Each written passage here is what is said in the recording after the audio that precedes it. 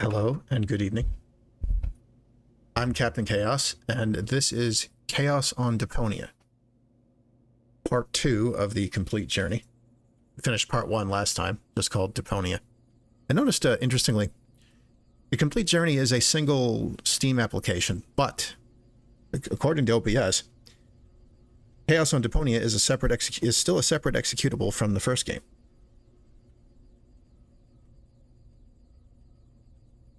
Pretty interesting. Not very important. I don't know why they would do it that way. I'm sure they have their reasons. But we're back at the tutorial. I don't know. I don't know offhand how much time passed between these releases originally. But it's good to have a refresher, I think, especially for on the off chance somebody was coming into this having not played the first game. But there's apparently an achievement just for doing the tutorial here in part 2. So let's talk to Bozo. Talk to Bozo. You don't have to say that aloud. Hey, who's talking to you? Hello there. You clicked on me. Yeah, and I regret it already. But you see, there's nothing left here that you could teach me. You don't even know, how to look at an object. But I already know that. I see. And how? I point at it with my mouse cursor and right-click when the eye icon appears. Nonsense. That's not an eye. It's a ping pong ball. With a pupil? Yeah, it's loaded. Why would they use a loaded ping pong ball as an icon for the action examine? I'm about to demonstrate that using the small object lying on the ground over there by pointing the cursor at it and right-clicking as soon as the ping pong ball appears. I'm holding my breath. What's that? It's the reactor lead head. But it was a cathode plunger in the last game. It's the lead head, believe me. You need it to repair the press. And how exactly am I going to do that if I can't even pick the thing up? Sure you can pick it up. Just point at it with the mouse to make the hand icon appear. Then left-click to pick it up. Oh no, this has to be easier. Deponia, the point-and-click adventure game that asks the question, what if the player character was a useless dickhead? And? Are you paying close attention? I sure am. I should hope so. Otherwise, you'll never understand how to end a dialogue. You click on the last option in the menu? Completely wrong. That's Bozo, the old pirate.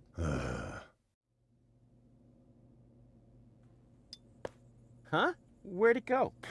You put it in your inventory. You know, where all your items go. You pick the thing up. Now use the mouse wheel to open the inventory. Hey, Rex. Welcome to the stream. Also, hey, Malkin. Hey, there it is. Exactly. Now, this is your inventory. I knew that. Here you can view all the stuff you're lugging around. You remember how to do that, don't you? Here you can view all the stuff. Huh. How did this strange thing end up in my inventory? No idea. You might need it for the tutorial. Tutorial schmutorial. And? Any luck combining them?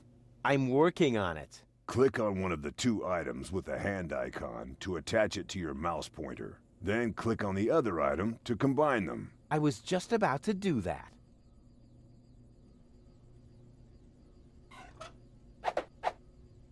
Look here, Bozo. I fixed the part. I won't believe that until I see it in operation. I know. My handyman skills are really incredible. So this is the thing I'm supposed to fix. Right. But you need to be careful. Hey, being careful is for people who can't handle surprises. But in this case, the surprise would be the piston of the press, which, with all the force of an approaching steamroller, would crush your... Don't say it! You're spoiling my surprise.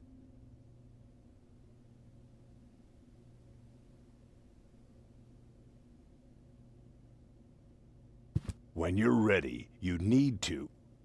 No prompting! Whatever. So this is the thing I'm supposed to fix. Hey, But in... Don't say... It fits. Next you need to... Hey, you don't have to spoon feed me. I'll manage the rest. Whatever. When you're ready, you need to. Hold your... I think I can manage without your help. Rufus, don't! You're standing right under the... Don't panic. You don't think I'd fall for the same feeble gag twice. So, what was that again? I push this button here, and then... Didn't look all that feeble to me. They came out of nowhere. With their cruisers, plasma weapons, and mechanical beards. Organized. They took our village by force. They left nothing behind but tears and devastation. They were looking for gold and Elysium, the girl that fell from the sky. And only one person was prepared to save her. He woke her up,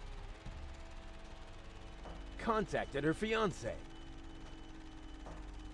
and took her to the lower Ascension Station, only to learn the shocking truth once he got there. Cletus, Gold's fiancé, wasn't acting out of love. He had an agreement with Ulysses, the mysterious leader of the Organon, and Argus, his right hand. They needed the Ascension codes, hidden away in Gold's brain implant, and they wanted to erase her memory.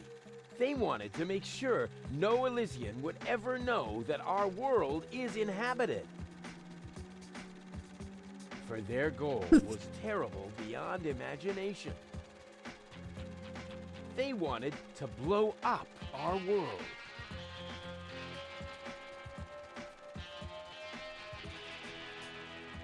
But they had failed to reckon with the One. He swapped the cartridges. And he restored Gold's memory so that she could bear the truth to Elysium. The name of this one man, this selfless hero, was Rufus.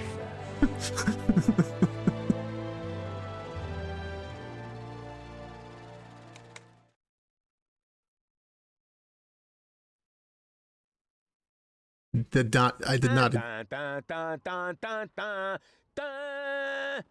Doo-doo-doo. That wasn't the whole story, was it? That was the first part. I think it's going to be a trilogy.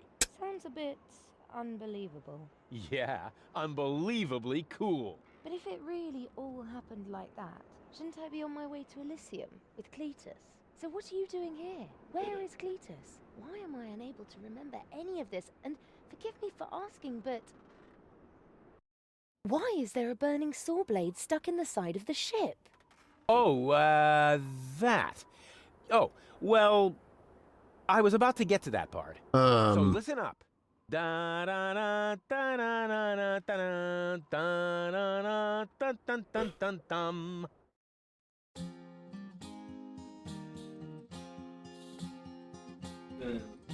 Ah, shit. Here we go again.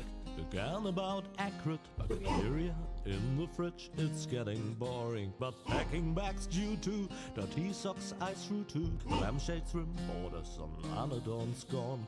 Didn't I explicate it? Are you still not persuaded? There's cracks growing on your tympanic membrane. Remember Deponia, self-sacrifices, and gosh, now I have to start all over again. Huzzah, all over again.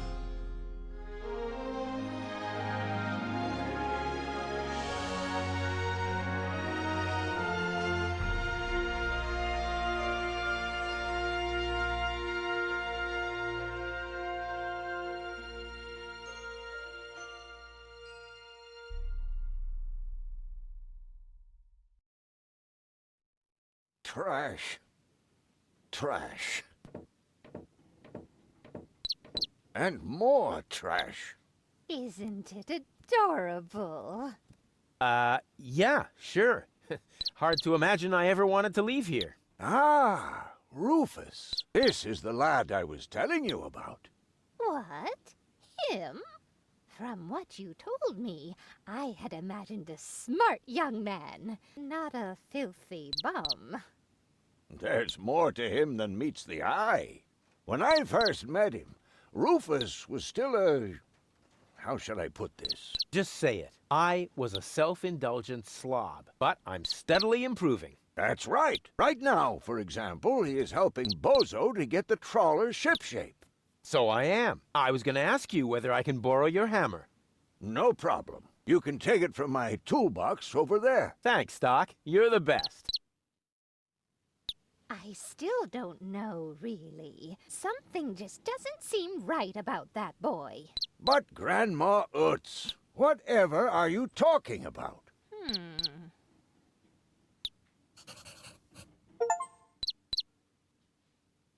Huzzah! Once more from the top. I didn't do anything.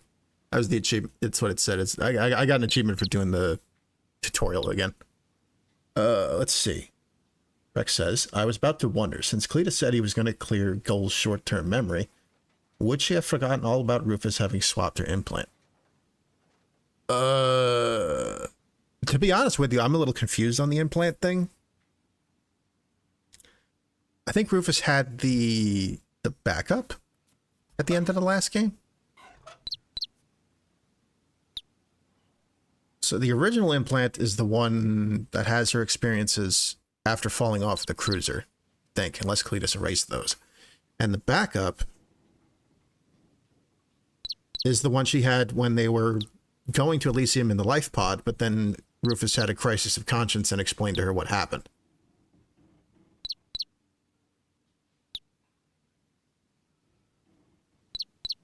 So clearly we meet up again with Goal, but I guess that hasn't happened yet.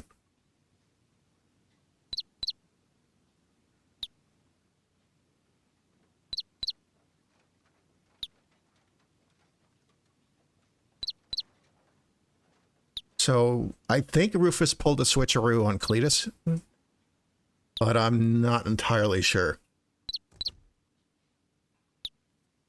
I just don't like it when people snoop around and invade my privacy.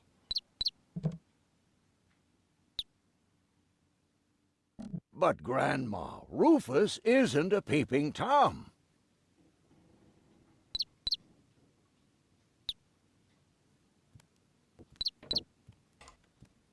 Did he even wash his hands? Of course he did. Rufus is very clean. That's good. I have a very limited supply of water.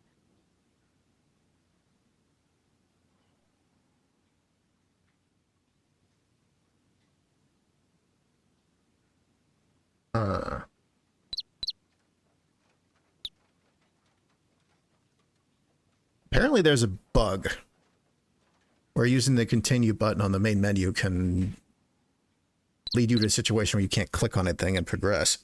And that you should always use the save load function when continuing to the next part of this game.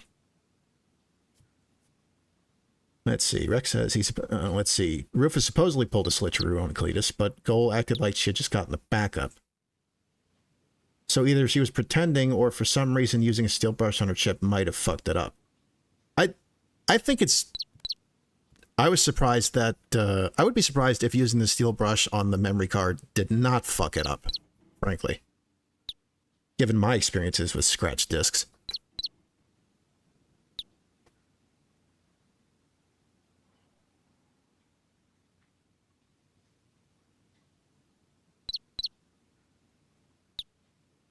Ooh.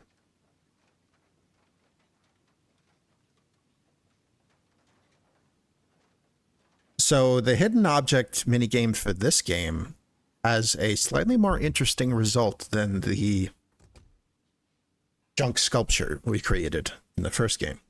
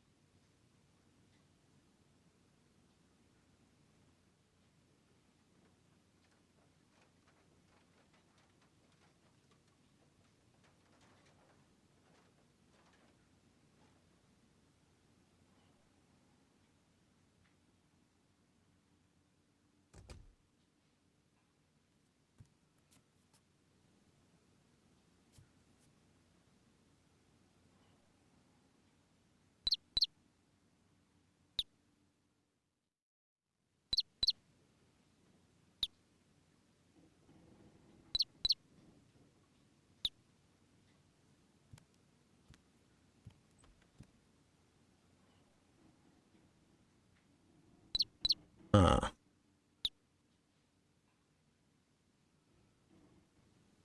apparently very stringent requirements for this secret achievement.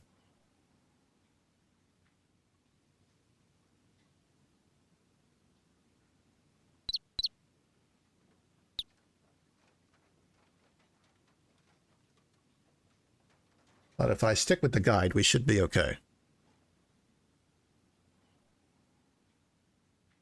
If not, I suppose I could always do it on my own time. Let's keep clicking on things.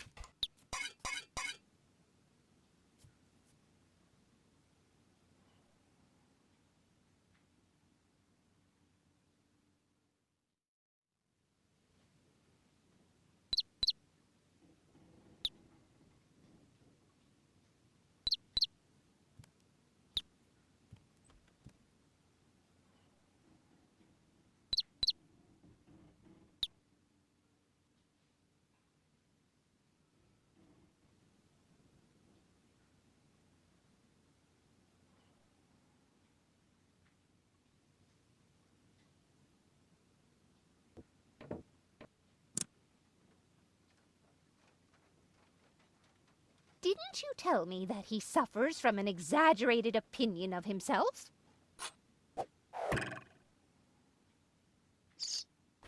Those days are over. Rufus has learned a lot.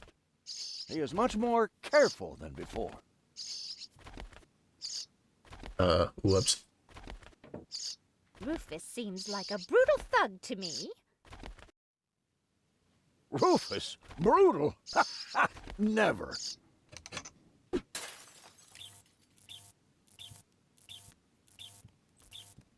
Oh, no. I just hope he doesn't turn my whole house upside down. He's just getting a hammer. How much damage could he possibly do? Well, I still have my doubts. That Rufus looks to me like an arsonist. You know what they say. No doubt burns so hot that it can't be extinguished with a wet tablecloth.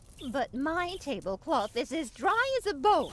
It would set the whole place on fire in the blink of an eye. Oh, Grandma, that's just a saying. No one here is going to set anything on fire.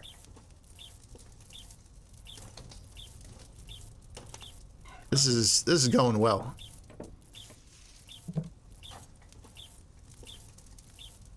I hope your young friend doesn't get too close to my John Thomas. The poor thing is so small and fragile. Don't worry. The Rufus I know loves animals. He wouldn't harm the pretty little head of your John Thomas. All I'm saying is that he seems very clumsy.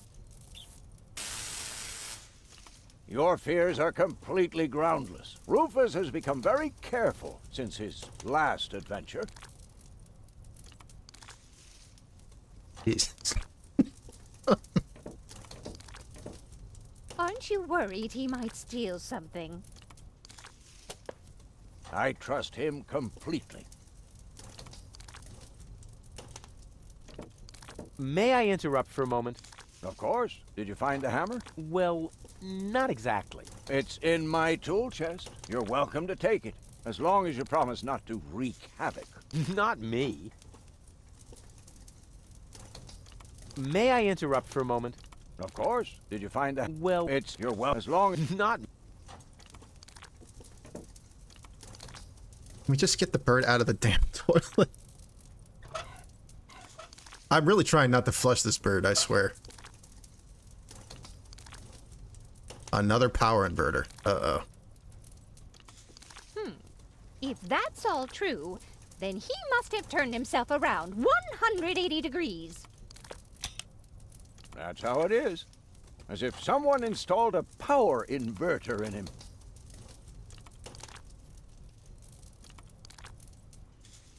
And he shouldn't give John Thomas too much to drink under any circumstances.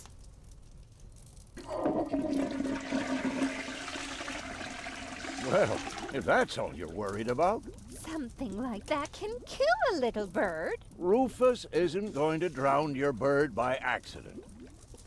Um,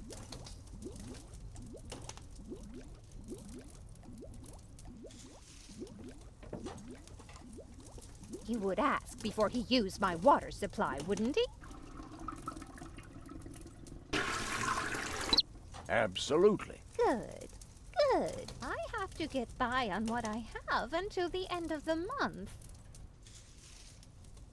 well, the bird seems to be alive.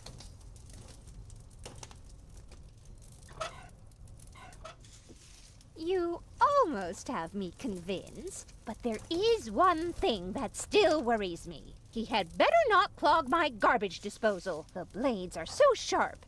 Things are always getting caught in there.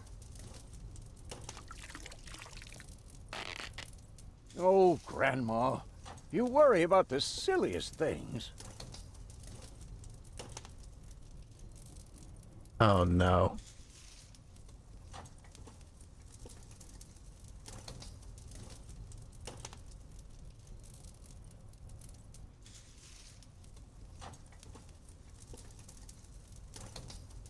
Uh.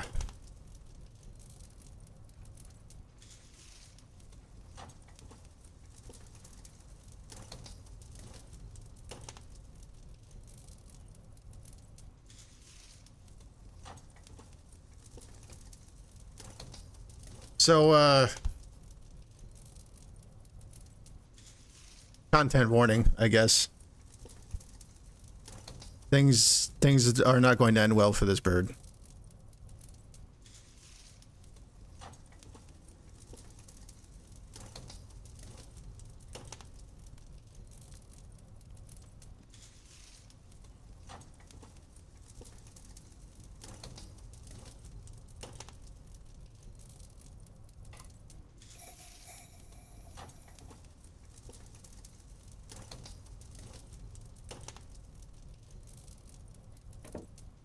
Can a person really change so much? It's very simple. Once burned, twice shy. And Rufus has burned his fingers more than once. He has learned. I would bet the house on it. Doc, I think you may have overestimated Rufus's progress.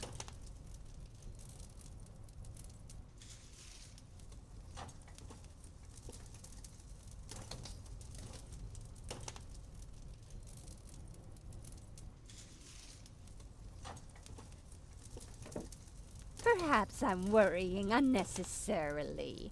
After all, John Thomas is very good at self-defense.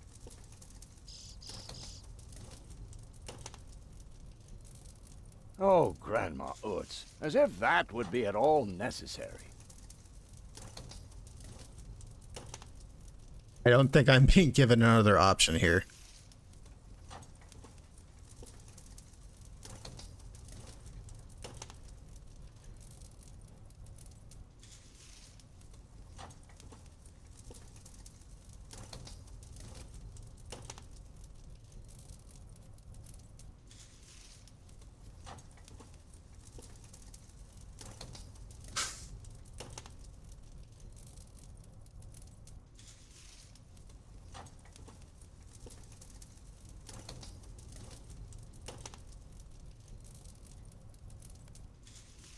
Yes, Rufus has become a better person, at least that's what Doc says, and that's a good opportunity for me to explain the structure of this vast and very complex introduction you've just seen.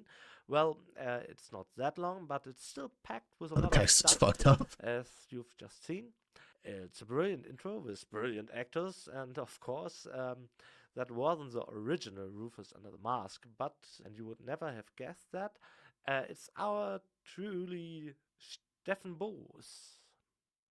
He's our current studio manager, at least that's what his business card says, and Daedelic's former human resource guy. He's one of the finest in our crew and has the most hilarious ideas. He also wrote a master thesis about full motion video adventures, or frankly, the use of videos in adventure games. And that makes him a kindred spirit, as he wrote about many things that were riding my back as well for a long time.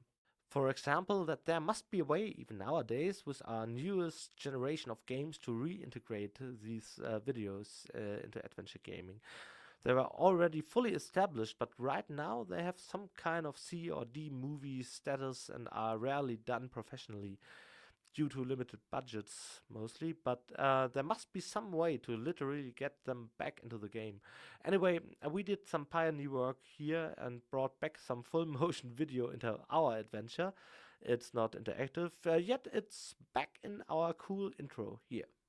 All hail, by the way, to my chief scripter of the Deponia trilogy, Simon Nguyen, who wrote the storyboard for this lunatic trip to a narratively and visually different world. He even did the cutting and spent time tinkering on a Deponia prop, which he happily blasted into pieces in the backyard of the Delic company afterwards. By the way, if you haven't got a picture of Simon in your head or otherwise, I would recommend YouTube, where you will find our developers video for one of the Deponia parts. Can't remember right now which one that was. Anyway, you can see us there on a junkyard, and I bet you will recognize most of the team. You will see artists, various scripters like Alex the Little Russian, who's also credited as the Russian, and finally gets some FaceTime in this video. And Ede Wolf, the Wolfman, or our project manager Tom Karsten. They're described as Tomcat. All of them helped me and Carsten to crash and trash that car. And of course Simon, also sporting an alias as the Mexican, since there was no other fake beard at hand for him when we shot the video. Just take a look.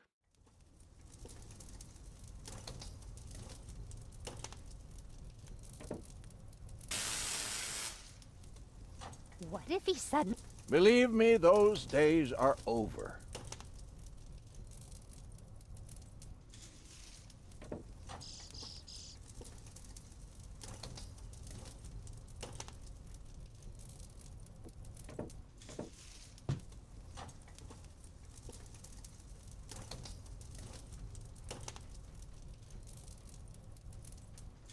Here's these wacky developers have given me no other option.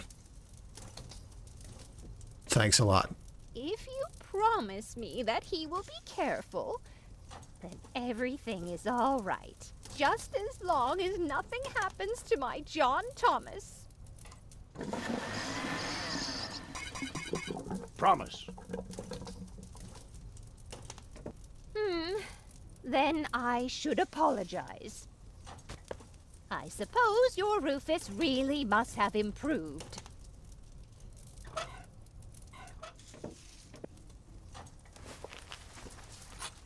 Well, what do you know? Here it is. Have you found it at last? Yeah, sure. It certainly took you long enough. I hope you didn't leave a mess. Me? No way. But enough chit-chat. Bozo's waiting. Just relax, Rufus. It's not like anything's on fire. Yeah, exactly. Exactly. Rufus, what? Oh my god. By the way, what's that funky smell? Rufus, have you gone completely off the deep end? You almost set Grandma Utz's heart on fire. All for a good cause. You committing suicide? No, I'm traveling to Elysium. But Rufus, we've been through all that. I thought you would finally become reasonable. Become reasonable?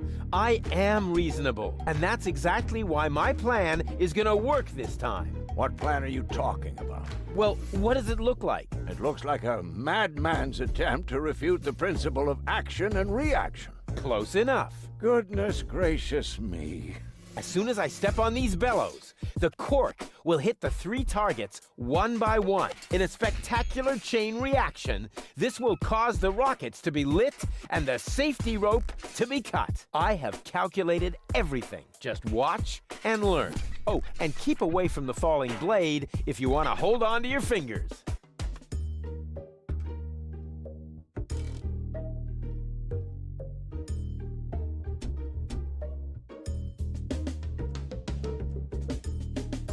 See what my guest in the first stream was talking about with a... Oh no.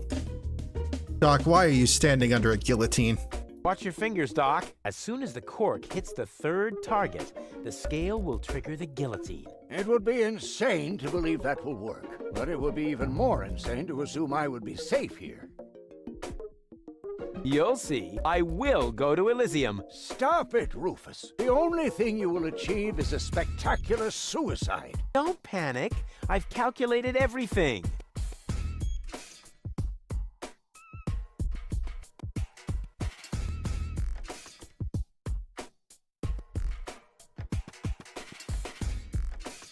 Oh.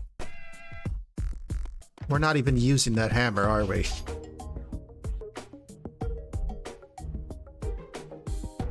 After the cork ricochets off the other two targets, it will hit exactly here. I've calculated everything precisely. How did you calculate that? Well, the way you calculate things. You lie down for a while, and these mathematical formulas come to you in your sleep. An apology is about to be due. Elysium, here I come. The first target opens the gas tap on the Bunsen burner, which then lights the fuse. Isn't it more probable that the cork will simply knock over the Bunsen burner? My design is based on science, not some nebulous probabilities. The calculation of probabilities is an integral component of all sciences. For you, maybe. My science is based on hearsay and inner conviction. The cork is in place and precisely oriented. Well, approximately precisely. Second, the cork will ricochet off this pan. I seriously doubt that. On what do you base this assumption? Well, I drew a target on it, didn't I? Oh, heavens. Light the fireworks as soon as the saw blade is in the air. Then, they will create enough spin to catapult me directly to Elysium. At the halfway point, eagles will start to fly alongside me if my sketch is correct. I don't think he might be actually insane.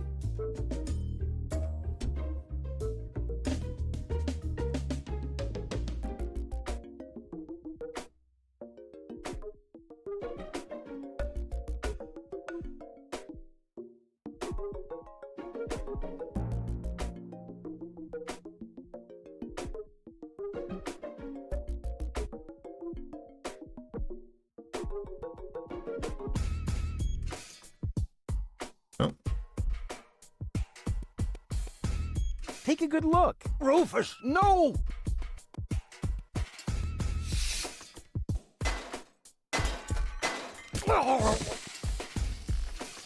Doc. Uh-oh. Doc, that's not a good place for a nap. The Bunsen burner could boil away the water in the vase any minute. And when the scales pan goes up, it will trigger the guillotine. The fuse is already lit. Doc, are you listening? Wake up! Oh, what a bummer. Save Doc, or go to Elysium. Save Doc, or go to Elysium. Darn it. What do I do? What do I do? What do I do?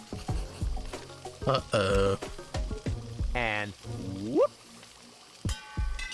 Oof. Perfect body control, as always.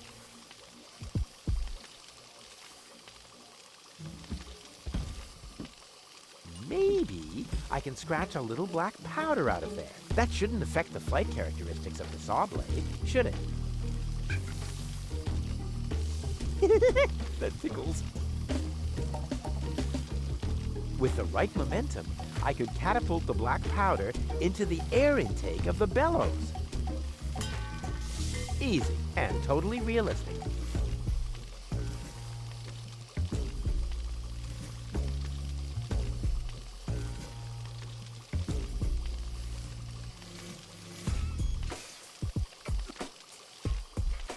If the black powder reaches the flames, it could ignite the gas. And then, there's bound to be an interesting chain reaction whose outcome is very difficult to predict. What am I waiting for? Oh, it worked! I saved Doc!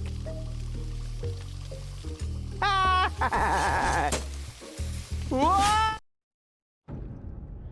Well, at least we saved Doc.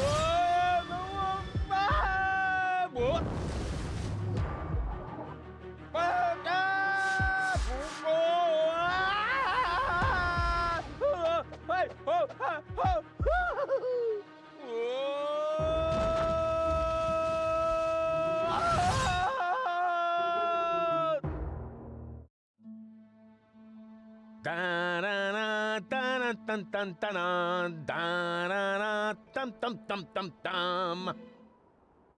Dun dun dun dun dun dum dum dum. I guess Rufus. that's... Rufus! Huh? What? You haven't answered my question. How did you get here? I just don't understand.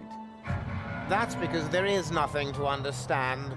The whole story is nothing but one big, filthy lie. Almost as filthy as Rufus, but not quite. Cletus? Of course it's Cletus. Why would that surprise you? I am not the one who barged in here uninvited. I have come to save my planet. Well done, moron. Goal and I had reached an agreement. I was trying to keep the existence of the Deponians a secret from the Council of Elders so that Deponia could be exploded, but Goal convinced me to tell the truth. We were just about to save Deponia. The escape pod was taking us to Elysium. Now, it's useless. We're not going to make it to Elysium, and the Council of Elders will never learn about the Deponians. Bravo, Rufus. That was a stroke of genius.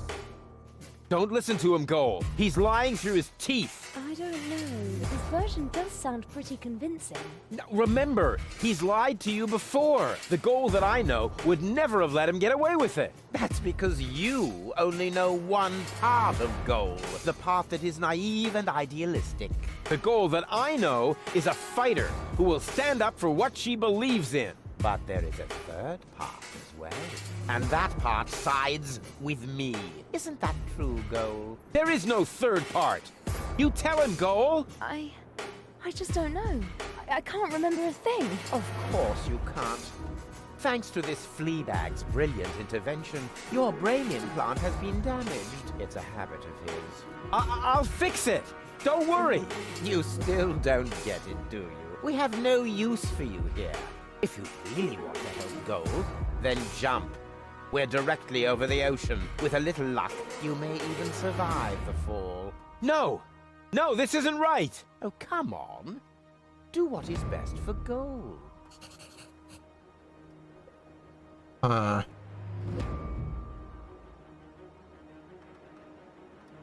Apparently I get an achievement if I, overly clean this badge here. That looks like an ejector seat. Huh, there's still dust on the label.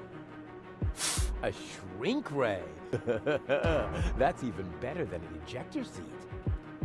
Wait, there's more dust. Awesome! A bear! That's my favorite so far. Huh, must be the ejector seat after all. And again, the shrink ray.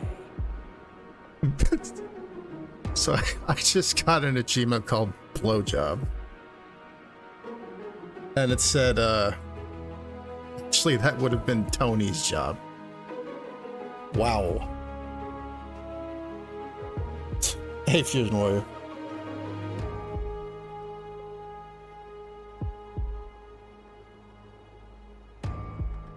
I won't let that underhanded traitor take Goal to Elysium. What fucking moron designed this? Oh, come on. Do what is best for Gold. I'm what's best for Goal. No, don't! Ha! Nothing. Why? I wonder if... Uh-oh! No! Goal! You idiot! Goal! No, no, no, no, no, no, no, no! You blasted idiot! Cletus, help me! Hang on. Don't panic. I'll come and get you. Somehow. Do you finally realize the damage you're doing? Cletus! Don't panic. I'll get you. Why don't I do everyone a favor and kill you right here? I'm coming, Goal. Hang in there. Where do you think you're going? I'm on my way. Watch out! The rope's going to break at any moment! What are you doing? Did you really think you could get away like that? Say bye-bye, Rufus. Cletus, no! Cletus! Ah!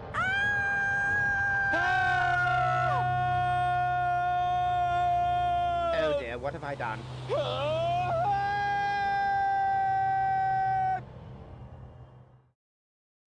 I still can't believe he really did that. No need to worry, really. He's just like a wombat. He often falls, but he always lands on all, All the others. I know. What is that noise? What the? Goal? Don't be silly. If that were gold, the next we could expect... Rufus? Rufus. Ouch.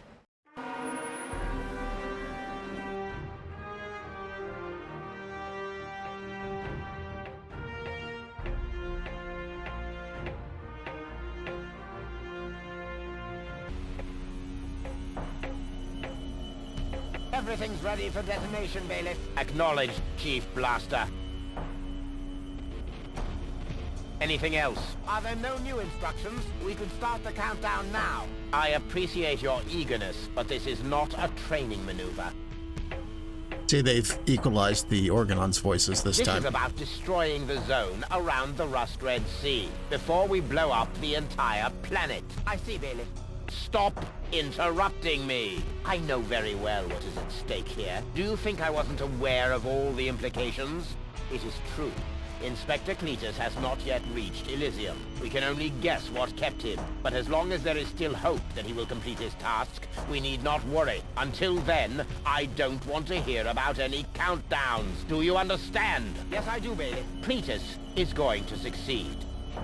He will convince the Council of Elders that there is no sentient life on Deponia. And, if he should fail, then we shall see to it that the planet is indeed uninhabited. Dismissed. I have too many worries of my own to deal with your moral misgivings, so get out! Out, I say! Yes, sir. Where the devil is Cletus? Oh, shit.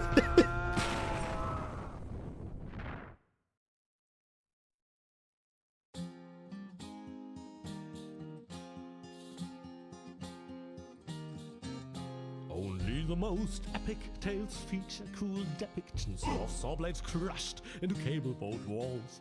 The attempt, though a blunt stunt, affected goals and planned, which surely can't be blamed on Rufus at all. Reckoning up the sum, the best was yet to come. For the end of part one seemed a little too coarse, and to amend we'll send him to a 10-second chance for a decent happy ending, a grand fling with dancing and booze and so forth. A sound with booze and so forth.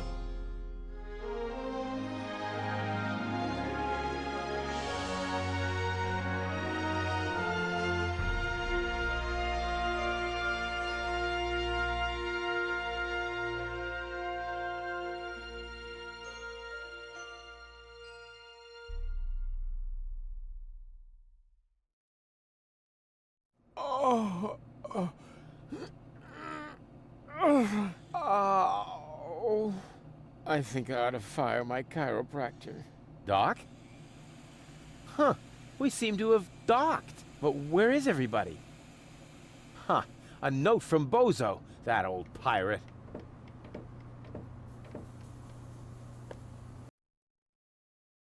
Good morning, lazy bones. Doc took Gold to his office. Huh. Finally someone who uses his brain. She wasn't feeling all that well. Yada, yada, yada. Blood from her ears. Blah, blah, blah. You can find me in the tavern. Tavern? Now that sounds promising. Huh, there's something else. Don't forget to go and see Doc. He needs your help. Why can't they ever manage without me?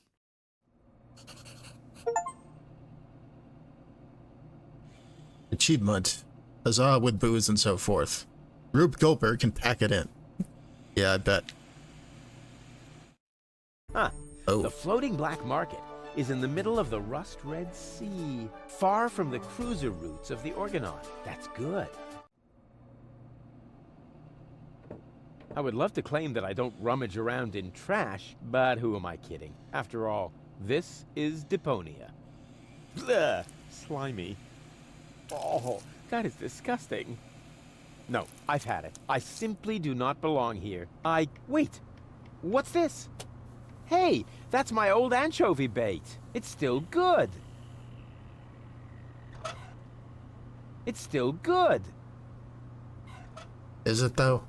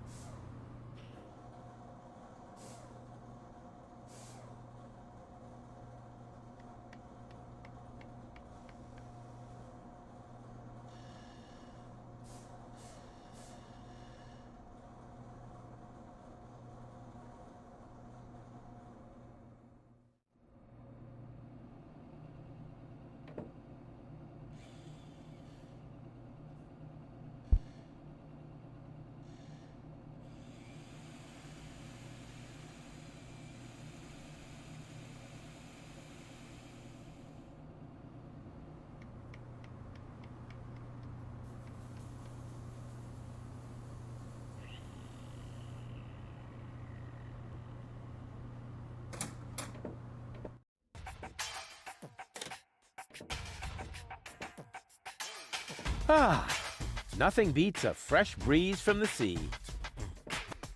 The smell of freedom and adventure. And tar and toxic chemicals. And Tony's mother?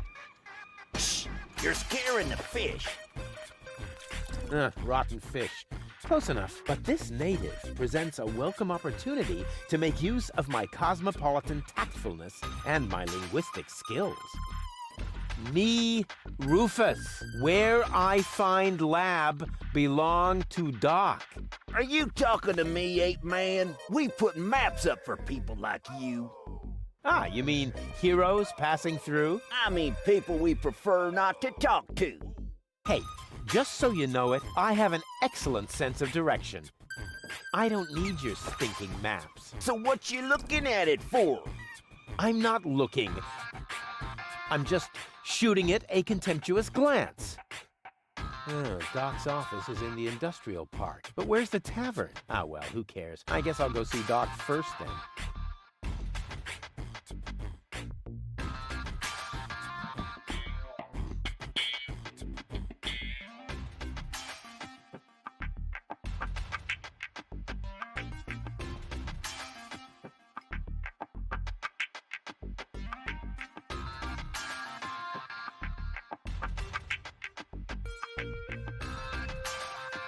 I can look around the town later. First, I have to help Doc get Goal back into shape. Can't have the old coot grabbing all the credit for himself.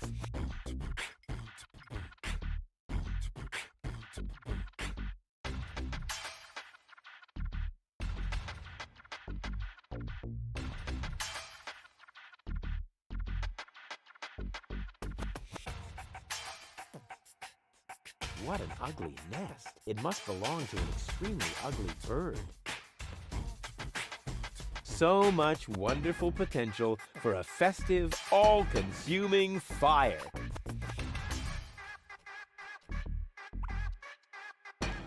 Caution is required. The colorful ones like to bite back. Oh man, that was a lousy Easter.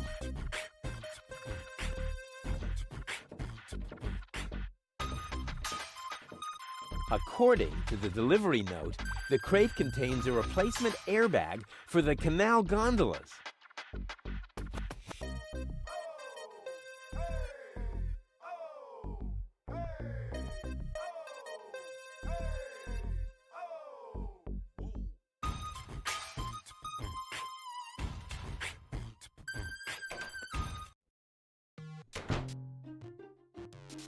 I'll show him who the superior species is around here.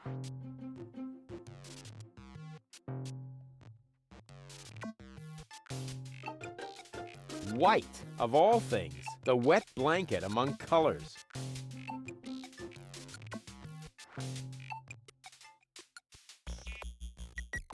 Even more potential for even more dramatic turns. Who needs something like that? You can feel it when the electricity flows. There's a guard dog. Here's a stick.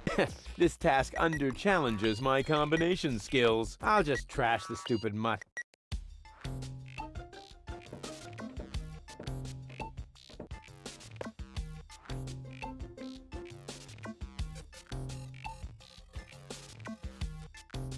I'll show him who...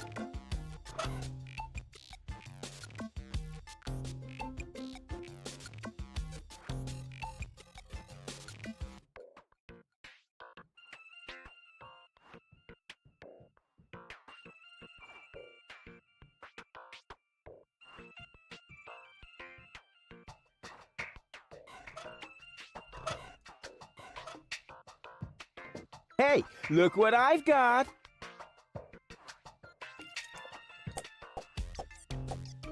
And now, be a good dog and fetch the stick.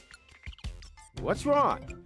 Fetch the stick, or are you too stupid? Yes, exactly. That's it. Fetch that stick. No.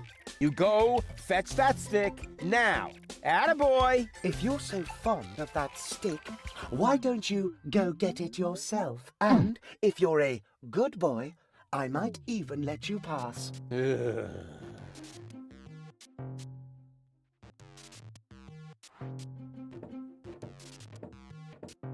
Go on. I just threw a stick, and you are a dog. So, what do dogs do in a case like this? I wait for you to make an even bigger fool of yourself? No, wrong. You fetch the stick. Or are you too stupid? Wait.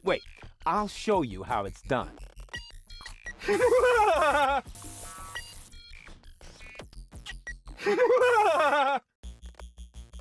Oh, boy. You didn't really just do that, did you? I can't take it anymore.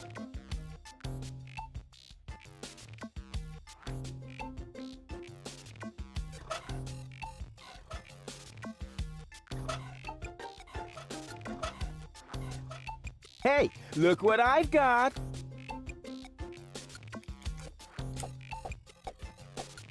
And now, be a good dog and fetch the stick. What's wrong? Fetch the stick. Or are you too... Yes, that's it. Oh, come on. I know you like sticks. All right. I think enough is enough. Please forgive me for yanking your chain. So will you fetch it now? I'm afraid I can't. I am programmed to stay in front of this door. But if you fetch it for me one last time, then I'll let you pass. Promise.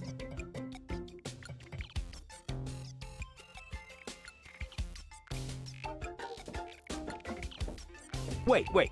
I'll show you how it's done. But pay better attention this time. Oh boy. Oh boy, oh boy.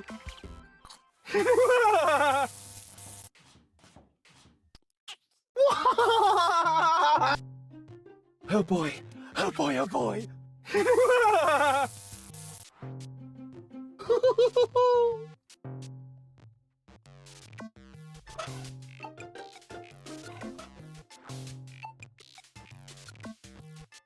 Hey, look what I've got.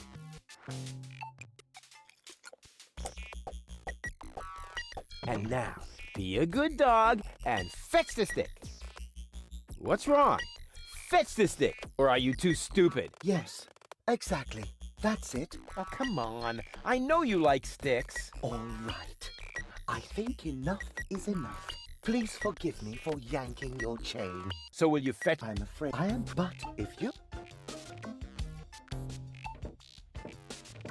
Wait, but pay... Oh boy.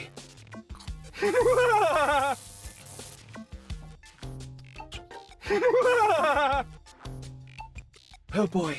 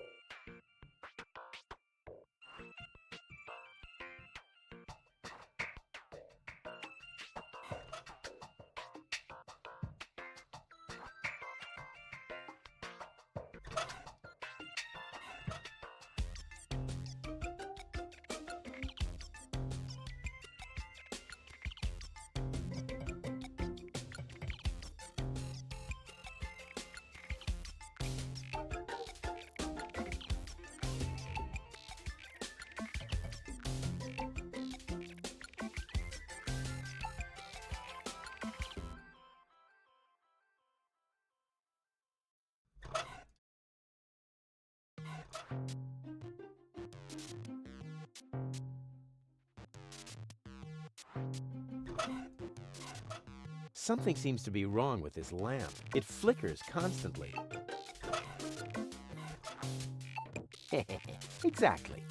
That barking trash can may think he can shock me, but I'll show him what a shock... what the shock... I mean, what the shock... Oh, whatever. Some ingenious pun with shock. Shock.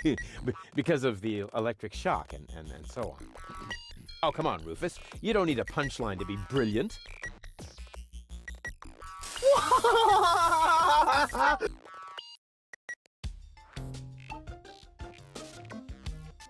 There's a guard dog. Here's a... this... I'll just try...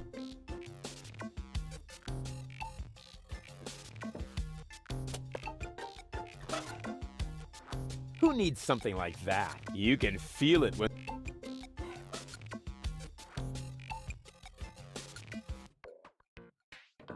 Yeah, Maybe I should insulate the stick.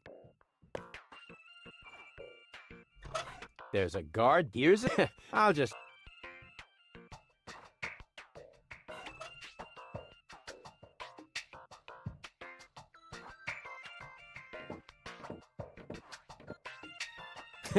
Now he's in for a nasty shock.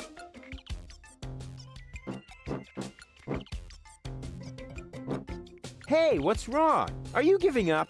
Yes, you were right. This stick business is just too much for me. You stupid muddy cur. Here, like this. You put the stick in your mouth.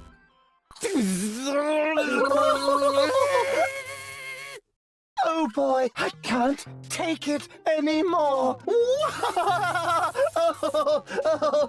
boy, oh boy, oh boy. Oh boy, oh boy, oh boy, oh boy, oh boy, oh boy, oh boy, oh boy, oh boy, oh boy, oh boy, oh boy, oh boy.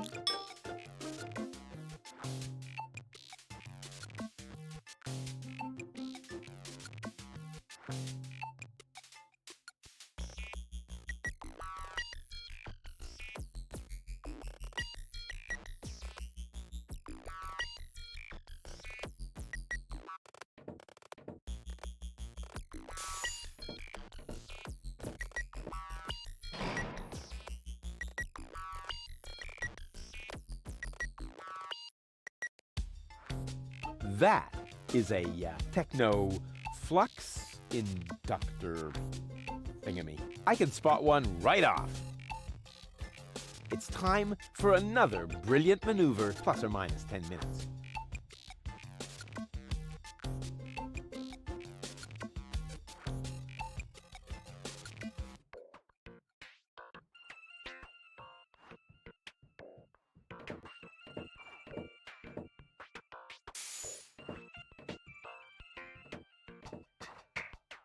Hey, Doc. Rufus.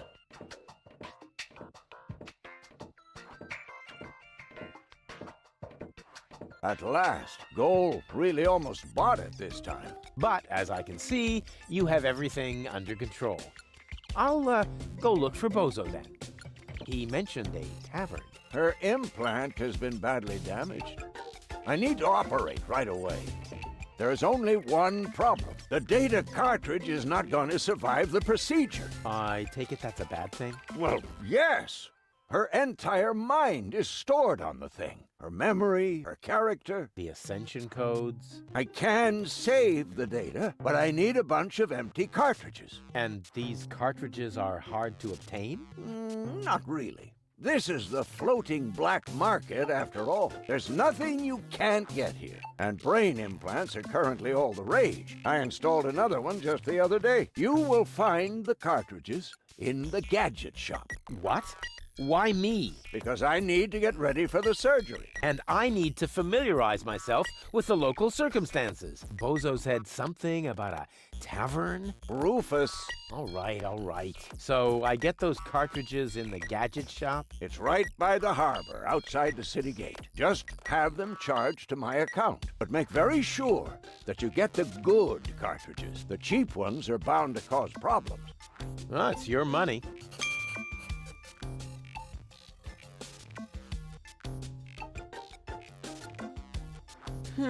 I wonder if he can do it. Shit, not without my help, that much is certain. So I get those... It's right by... Just have them, but make very... She's almost always unconscious when we run into each other. I wonder if there's a connection.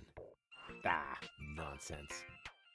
Goal? Goal! She can't hear you, Rufus. No problem. I know what to do. All I need is battery acid, gunpowder, bull's blood. Or you can... I asked you to do. We'll see.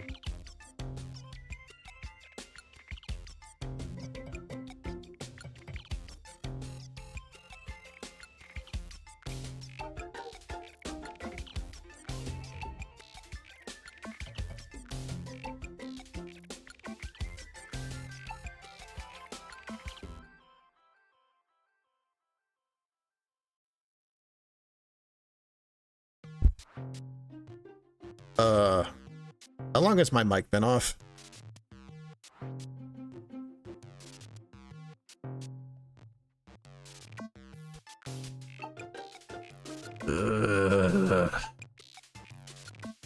Anyway, I've pinned Rex's comment because that's our quote of the day.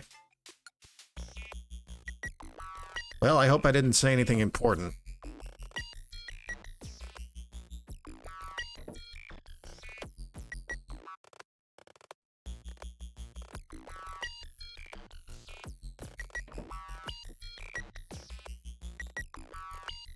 Oh yeah, I said something about, I wondered aloud if there would be anything left of Deponia to save after that incident just now with the cyborg dog.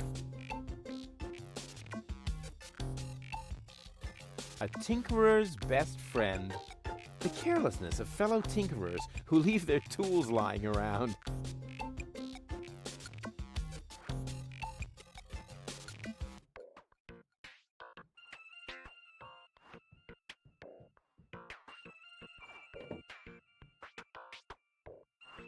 I'm sure the game will conspire to have me purchase the shitty cartridges.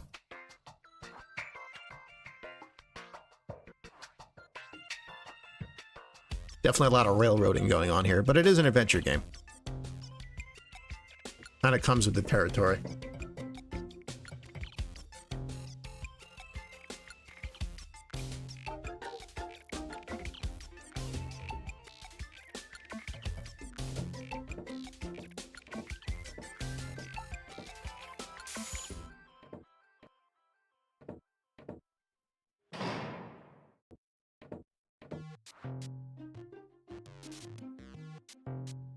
Anyway, hello to Fusion Warrior, Linux Sauna, and True Barload.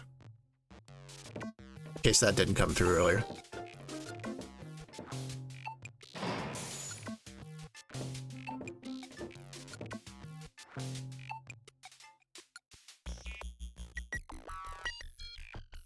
True Barload, am I mistaken, or were you the guy who came by the first time I streamed the first Deponia? Told me a little bit about the series.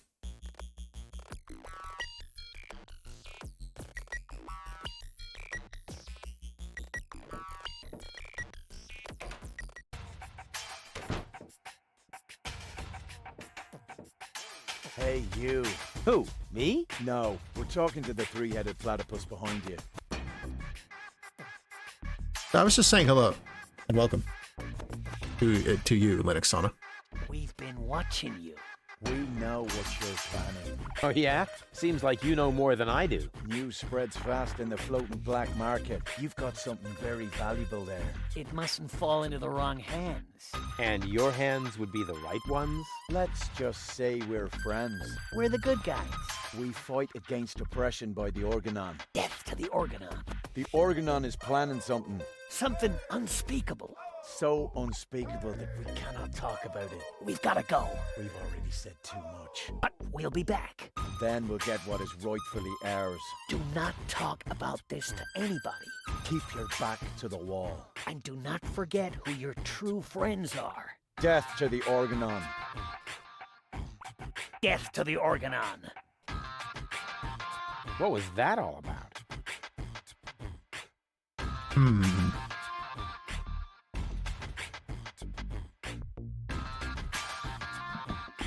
Oh, nice. This is my first time playing this. I got a free copy of it back in, like, 2019.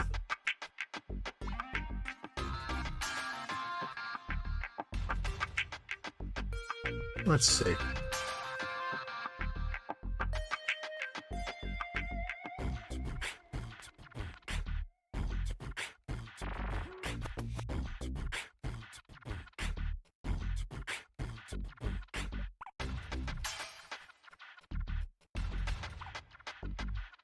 Go to the dock. And who have we here? What the? Well, if it isn't the newcomer that everyone's talking about. They're talking about me. High time, too. All those stories of my heroic deeds are actually quite understated. We're not interested in fairy tales. You've got something that we want. Huh. tough. Good looks is something you're born with. We are talking about the secret ascension codes. The ascension codes? Over my dead body. Wait, let me rephrase that. Uh-oh. Ow! Ow! Oh! Ouch! Ow! Ow! Oh! Ouch! Oh! Oh! Ow! Oof! Ow! Oh! He hasn't got the money. I guess he isn't as stupid as he looks. So what do we do now? We'd better report this to Donna.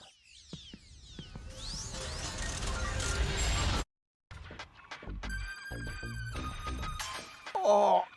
Oh! Lots of friendly people here. Maybe I should tone it down a bit. Ouch. Oh, you think this scene was a little over the top?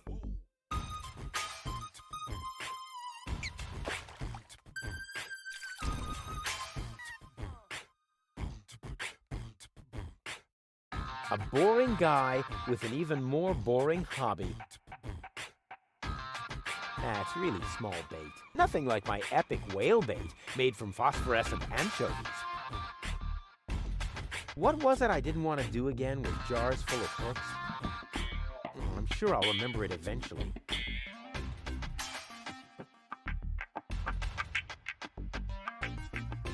Well, that's fair, I suppose.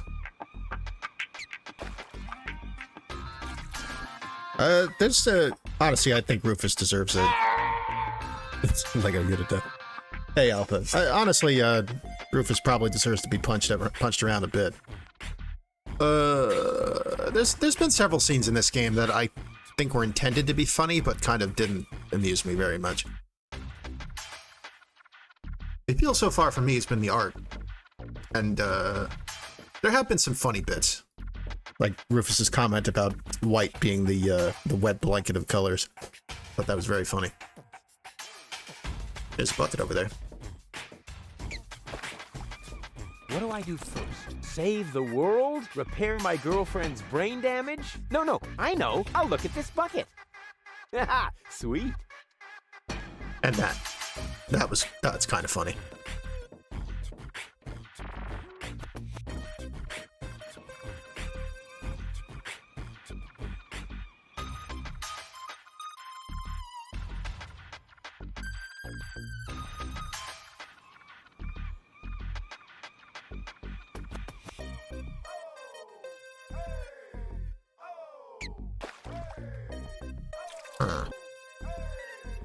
What's in here?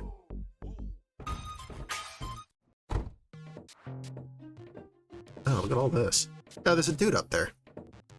Welcome to Gilligan's Gadget Garden. You are being served by Shopomat 2000. How may I help you?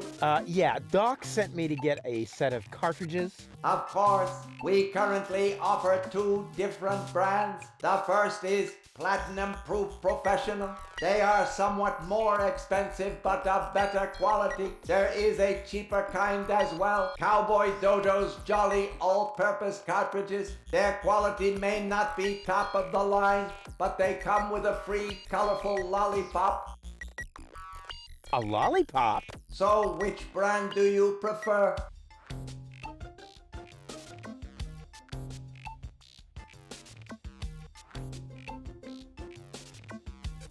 Pick any dialogue choices you like, they all end up the same way. There is something wrong here. Well, maybe several somethings, frankly. And those are really the good cartridges? Of course. Remember, Goal's mind is at stake here. All right. Here goes nothing. God damn it.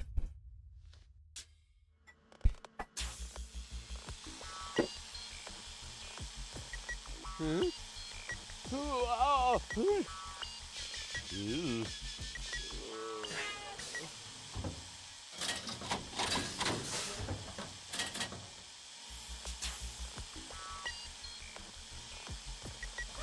Failure is the only option. Did it work? I'm not sure. Something's not right. Rufus? Oh, I might have known. Why does the same question pop up in my mind every time I set eyes on you? Who's that good-looking guy in the snappy overcoat? Where am I? Because the aura of my magnetism is befuddling your sense of orientation.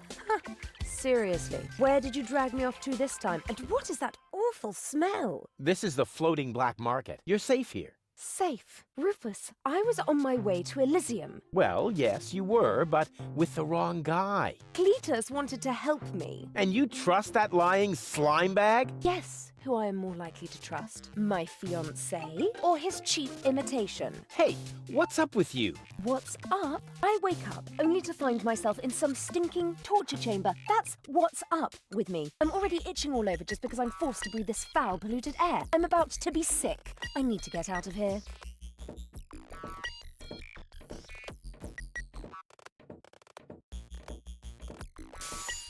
She seems to be pretty mad. Not really. I just have a certain effect on explosive women. What, lighting the fuse? Yeah, very funny. But she actually did seem a little volatile. Are you sure you didn't mess her up somehow? I think I might be able to explain this. Some information wasn't written to the cartridge, almost as if we had used the cheap ones. Not as cheap as your excuses. Her mind appears to have been split 3 ways. So, the woman who just stomped out of the lab is only a part of Goal? And not the most agreeable part, I hope. Come on, Doc. I thought you were an expert. It is nothing that I can't fix. But for that, I need all 3 cartridges, including the one that is currently inserted in her implant. Also, I cannot operate without the consent of the patient. Therefore, all 3 parts of Goal must cooperate before I can go ahead with the surgery. Oh yeah, judging from her mood, she'll be positively enthusiastic about you flipping open her skull again. Agreed. Maybe you had better start with a different part of her character. Huh? Take the 2 cartridges that are still in the output hopper. And this thing. What is it? A remote control? Not quite. See that compartment in the back? Just insert one of the other cartridges and press the button when you're close to Goal. That's what I said, a remote. It's more complicated than that. Data's written to a buffer and... And I can zap back and forth between 2 characters. No. Yes. Something like that, but... Just like a remote. Just like a remote. Cool. I wish I'd had one of these for Tony. Hurry up, Rufus. The longer the fragments of her character get used to their independence, the more difficult it will become to talk them into having that surgery done. Go find Goal and persuade her. All 3 parts of her. I will prepare everything else here in the meantime. All right, here we go. Lollipop or love? Set priorities. This really is a mess, isn't it? Let's see. I think Sauna says that they're from Finland, and ice hockey is a thing. Fights and hard hits to the head are part of the sport, but I find it wrong. I mean, one too many hits to the head isn't good for anybody.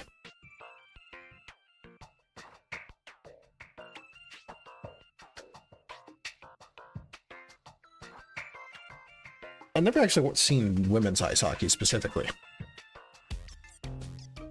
Alpha feels like the other parts are going to be similar.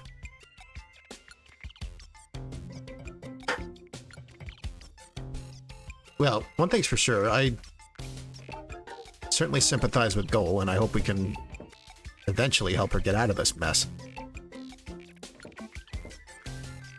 Yeah, I don't watch sports either.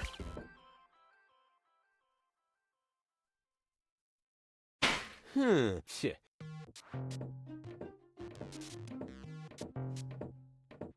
Hello again. How are you getting on?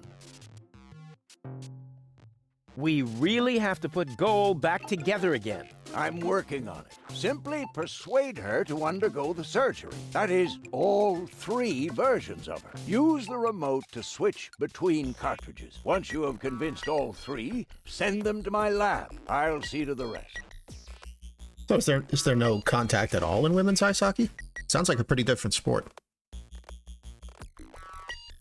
What went wrong? Looks like Gilligan actually palmed off the wrong cartridges on you. Oh, what a scoundrel! Goal's mind is now distributed over 3 cartridges. Each cartridge contains different aspects of her character. Well, it's no big deal. If you know one side of her, you know them all. Not really. So, which one is the real Goal? Every one of them. And none of them. Oh, I see. Just like breeding mimicry wombats. What? No. Each of the 3 goals represents one side of the real goal, but the whole is more than the sum of its parts. Yeah, just like the wombats. Those critters breed like crazy if you don't watch out. What? No. Never mind. Let's just say we need all 3 goals to cooperate. I cannot put them back together without their consent. Hey, you don't have to tell me. I almost lost a finger once that way. These horrid little beasts. How does switching the cartridge work again? Use the remote when you're close to her. That way you can briefly detach her mind from her body. Depending on which cartridge is currently in the remote, a new mind will then be loaded to the cartridge in her implant. And the mind that was in her brain prior to that will be buffered in the ether and then saved to the cartridge in the remote. Cool. Pew pew! Okay. Usually at this point, people ask me whether it isn't dangerous. So the others are all wimps, unlike me. I'm just saying, the risk of lasting brain damage and all that. Quite the opposite. I'm way cool. Super cool Sheriff Rufus with his deadly remote of permanent brain damage. Pachoo! Pachoo! Oh. Nice office. Gee, thanks, Rufus. Now, I would have furnished it a bit differently, but it's still not bad. Yes, I know. The shielding of the generator resonates rather awkwardly with the induction field of the magnetic solenoid coil in the main capacitor. But what would you do if you had oscillation frequencies of 6 gigahertz and more with a constant 30 Teslas? Oh, yeah, let me see. I would move the generator a little more to the left. But with this kind of field intensity, wouldn't that be too dangerous? I would hate to accidentally create a neutron star in my office. Yeah, well... You know what we're talking about, don't you? Of course I know, and I still say more to the left. If you think so, have you noticed anything else? Can I borrow some tools from you? Go ahead. Help yourself. All I need to do now is make a few fine adjustments. For that, I just need a hammer and some chewing gum. Yeah, sounds good. What's that funny apparatus in the lock next door? Don't you mess with that, kid. It is part of an experiment designed to revive dead brain tissue by means of well-aimed electrical impulses. But there are a few obnoxious side effects that so far I haven't been able to remedy. What kind of side effects? The electrical field is so strong that space will fold around the generator, and the resulting creases are really hard to iron out.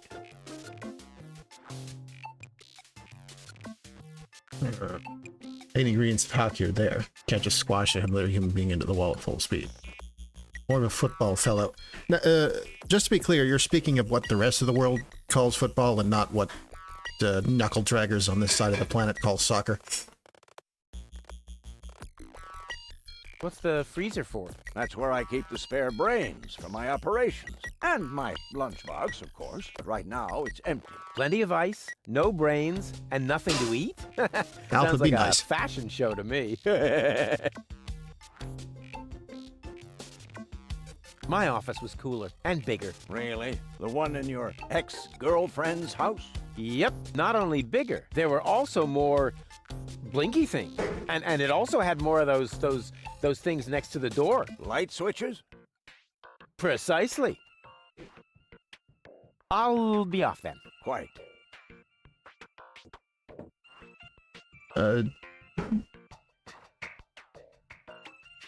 Don't let Alpha bother you, Linux.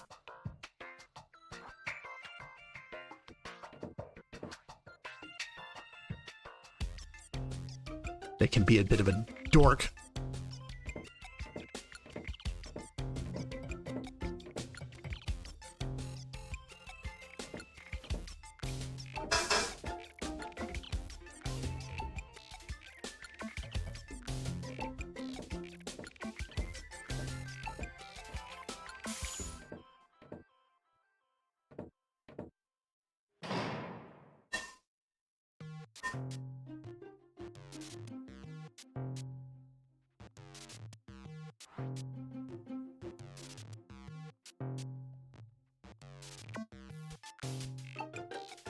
No. I mean, they kick it sometimes, but most of the time they're just using their hands. Much more throwing than kicking, as I understand. I don't watch much of either, frankly.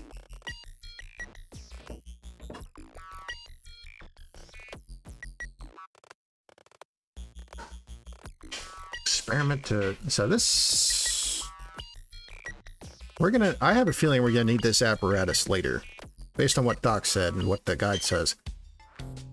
And that this is a device designed to revive dead brain tissue.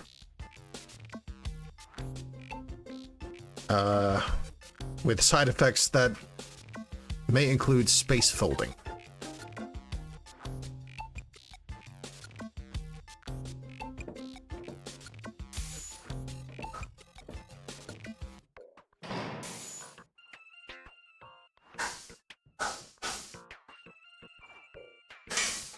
Hand egg. First time I've heard of that one.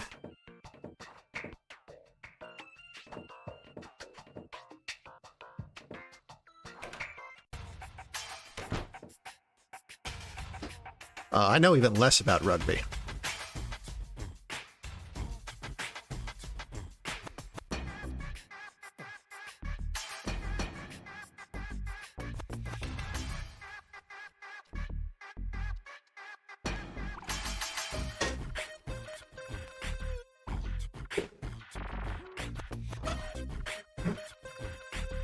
I wonder what part of her personality is on here. I bet it's her shapely butt. God damn it, Rufus. I wish I'd had one of these for Tony. God damn it, Rufus. I need a God damn it, Rufus counter for this series. I think we're somewhere in the teens at least, so far.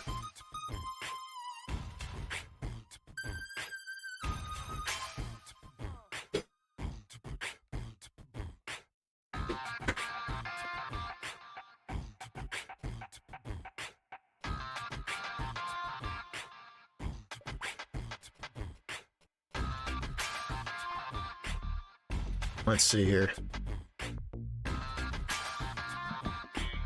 Go to the... back to the dock, it looks like.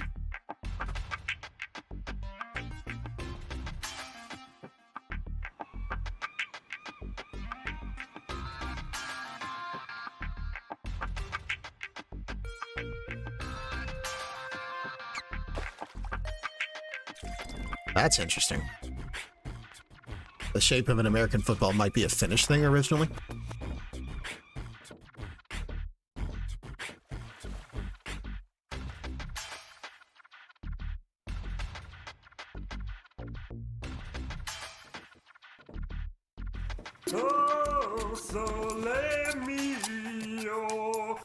Oh, that's just the developer over there. What a weirdo.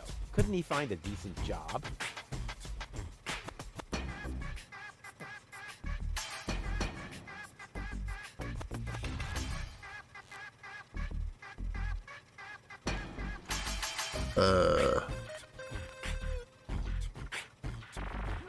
A music stand? Uh-oh, that spells trouble. The bumper looks stable, but can it withstand the infamous Rufus crash test? Caution is required. The colorful ones like to bite back. Oh man, that was a lousy Easter. These foreign models are just pieces of junk. Something's always breaking down. What an ugly nest. It must belong to an extremely ugly bird.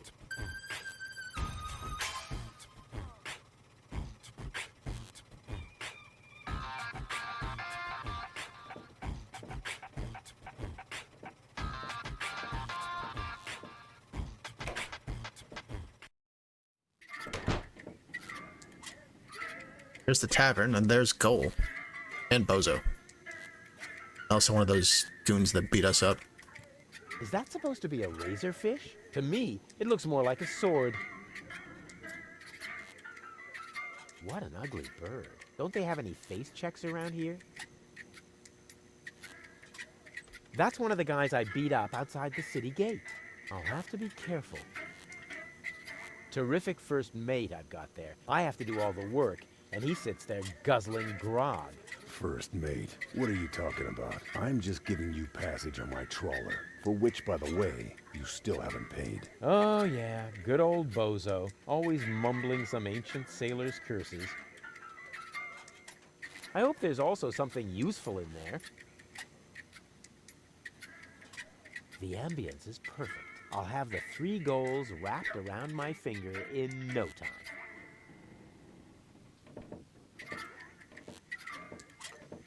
Ah, the obligatory sugar dispenser.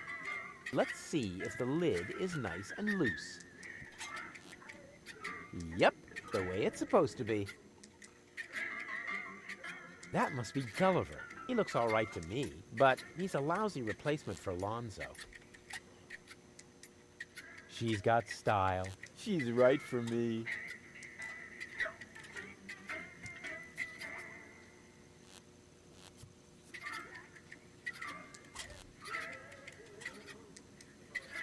Fuck the Goal.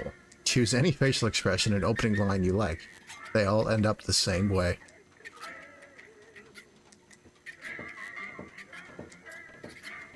All right, Rufus. This is a routine situation for a ladies' man like yourself. Easy peasy. No reason at all to be nervous. You are eloquent and witty, very handsome, and your hair smells of solvent. Now, for the right facial expression.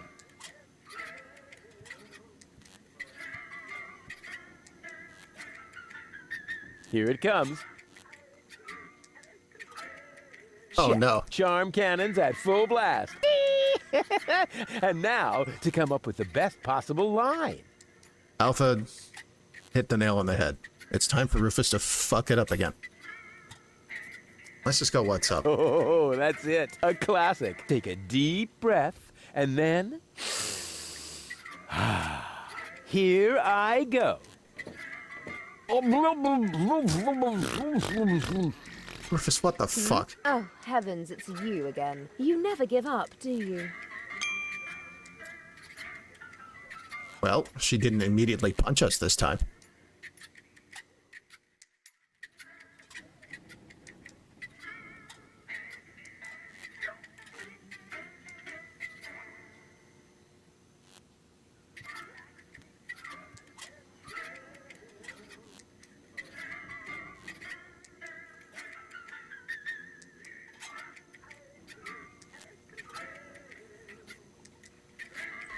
So, this is where you've been hanging out.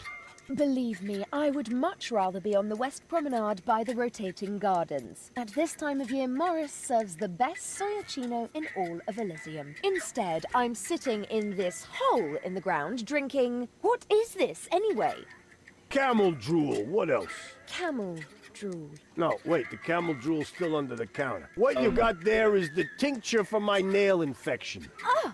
Does that mean you bathed your filthy nails in this? Yeah, but go ahead and drink it. Apparently it only works on fingernails.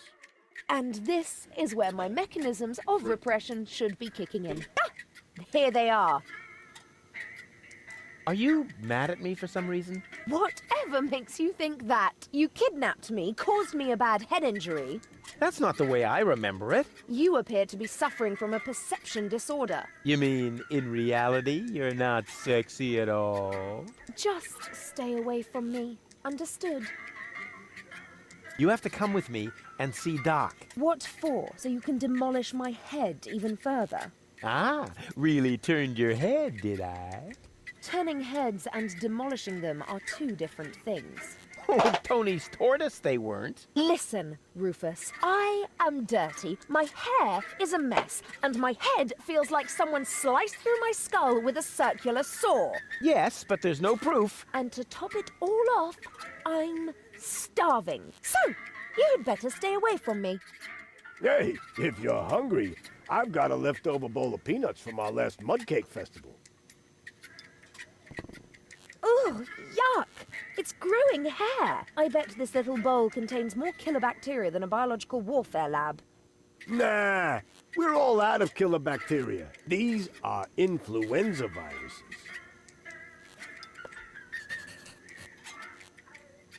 You must come with me. Something went wrong with the surgery. What do you mean something went wrong? Well, you know the fairy tale about the 3 bears? It was pretty much like that, just that there were no bears. And that your mind was, split 3 ways during botched brain surgery, that's all. What? No, don't panic, I'll fix everything. Won't you please just come along? No, I'd rather starve here. Can't we speed this up a little? We both know that you can't resist me forever. I said no. And if you were a gentleman, you would know what that word means. What do I have to do to make you come along? First of all, you should look up the meaning of the word no. Yeah, all right, let's assume I just did that. What would I have to do next?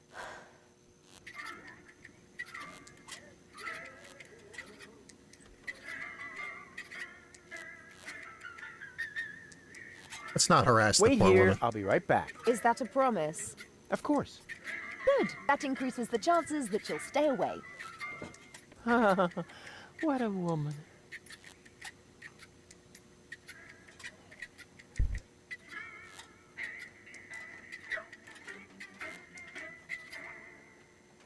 As much as I think what she would say would be funny.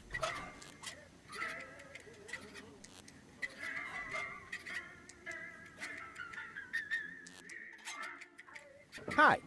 Ah, a new customer. Welcome to Gulliver's Gully. I'm Gulliver. If you need to use the bathroom, let me know. And I'll give you the key, the flashlight, and the wolf repellent. We assume no liability for damages caused by the peanuts on the counter. So, what can I do for you?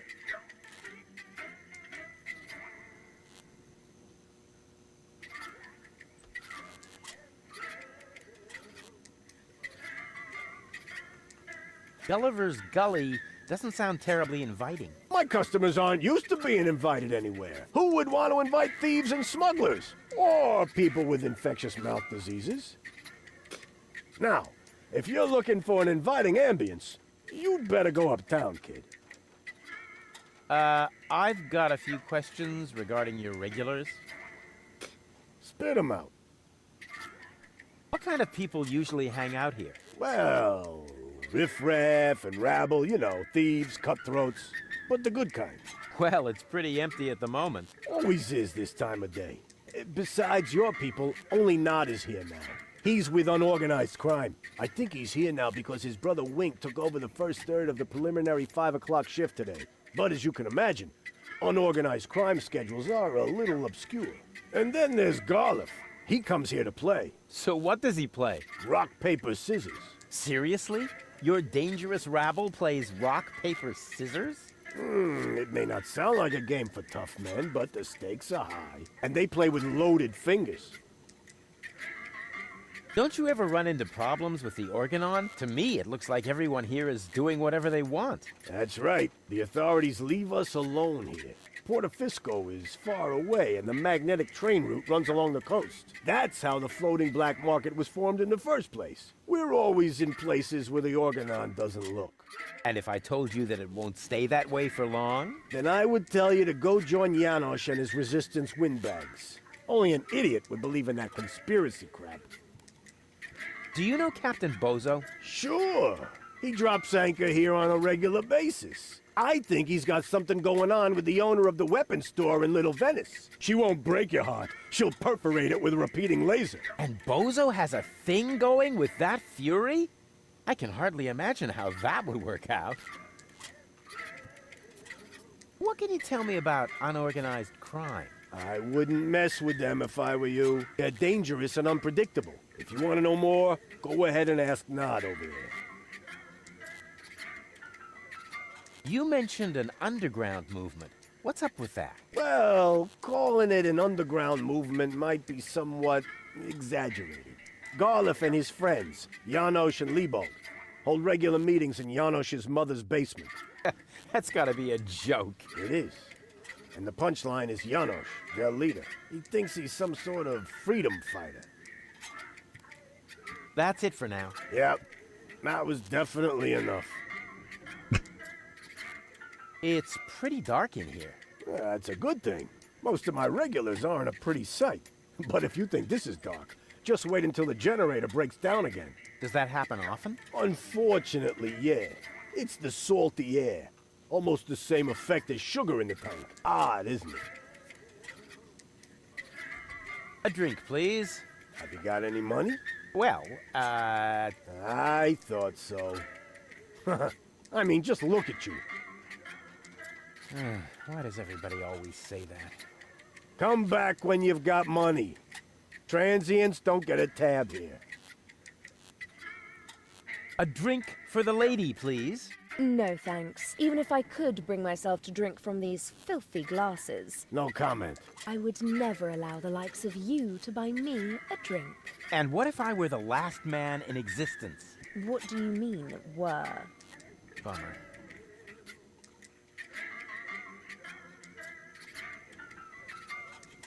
What else is there to see in the floating black market? Don't tell me you're a tourist. In that case, you'd better go uptown, assuming they let you in. Downtown is reserved for smugglers, fences, gamblers, and pirates. For a special thrill, I recommend watching the platypus pataka in the market arena. However, fighting only takes place when two squabblers are going after each other.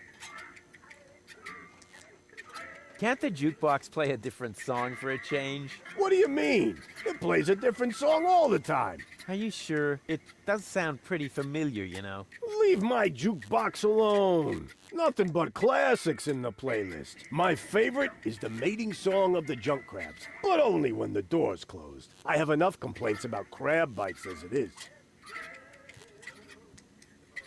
I need to use the bathroom.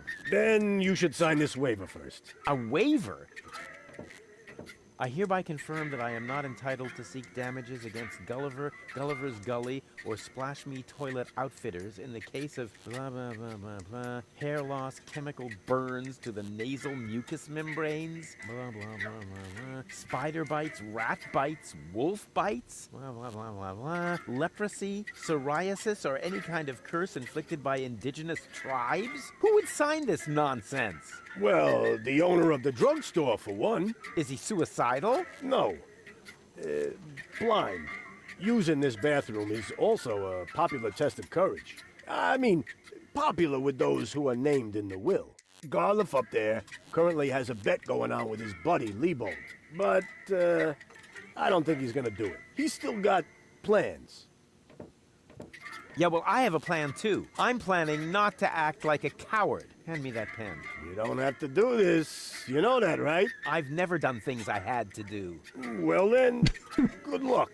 When your urge to go becomes stronger than your sense of self-preservation, you can ask Garliff for the key. I'll do that.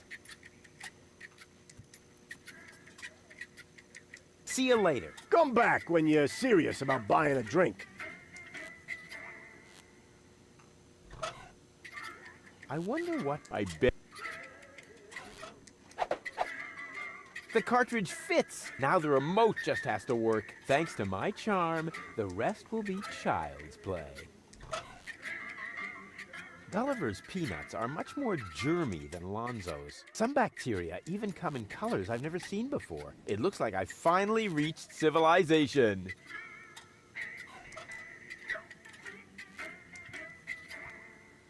Wonder if the body goal here will punch Rufus. Oh, heavens, it's you again. You never give up, do you? Realizing that is part of knowing me. Just like living in constant fear of grievous bodily harm. Exactly. Could I interest you in a romantic dinner? A dinner invitation? Really? Huh. Maybe there is a spark of gallantry left under that filthy coat of yours. Dinner first. You can go looking for my gallantry later. Which restaurants did you have in mind? And is it clean? A restaurant? I was thinking of, an extra serving of peanuts. I mean, they're free, aren't they? Yeah, if you don't count the doctor's bill. Ah, great. Oh, it sounded too good to be true. Just forget it. Hey, baby. Ugh, there he goes again.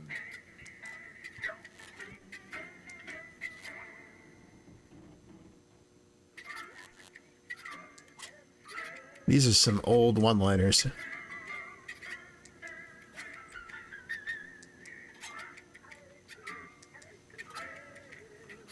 We're actually not all that different. Neither of us belongs on this planet. That's right. I belong on Elysium, and you belong in solitary confinement. No. What I meant was, we belong together. We are soulmates, so to speak. I have no idea where you get that notion. I am sophisticated. I am educated. Check.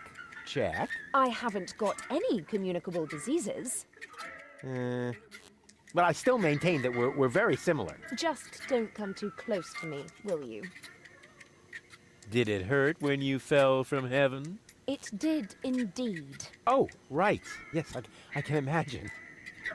Here's looking at you, kid. Why? Do you have a sty or something? Now that you mention it, I've actually got a little eye infection. Ugh, keep your distance, okay? What's a nice girl like you doing in a place like this? Good question. What am I doing here? Oh, I remember. You dropped me from the escape pod. Saved you, dropped you. Doesn't all that depend on the point of view? Only if you're a short-sighted idiot. Luckily, that's easy to verify. Hey, Bozo, did I rescue Goal? No idea. I gave up trying to understand what you were doing a long time ago. You see? Bozo thinks I'm cool, too. I give up. I'm afraid I already know you better than that. Wait here. I'll be right back. Is that a promise? Of course. Good. That increases the chances that you'll stay away. Well, Gull was a little friendlier. What a woman.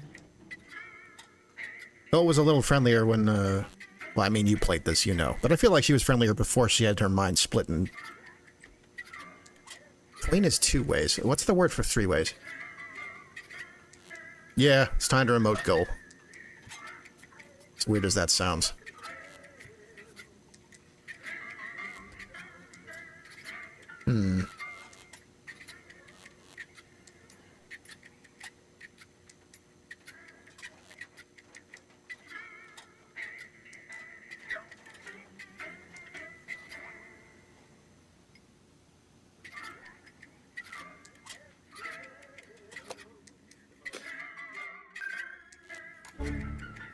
What? How did I wind up here?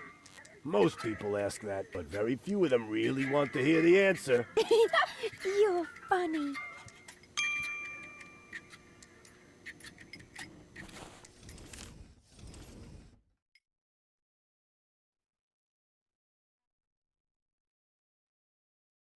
Yeah, the damn Windows error noise. I heard that.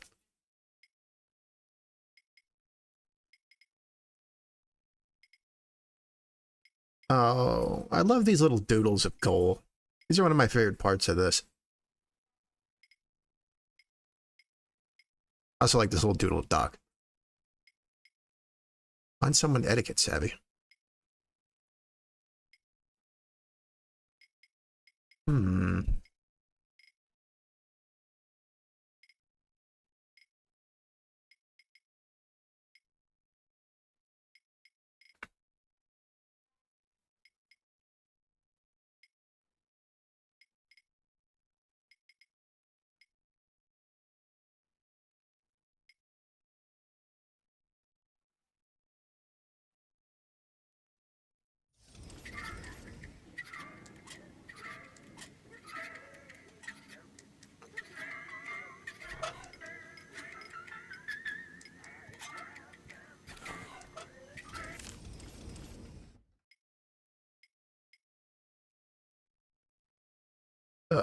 That didn't work.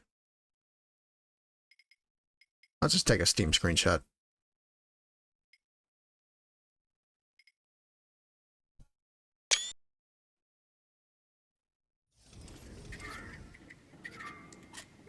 She's sweet.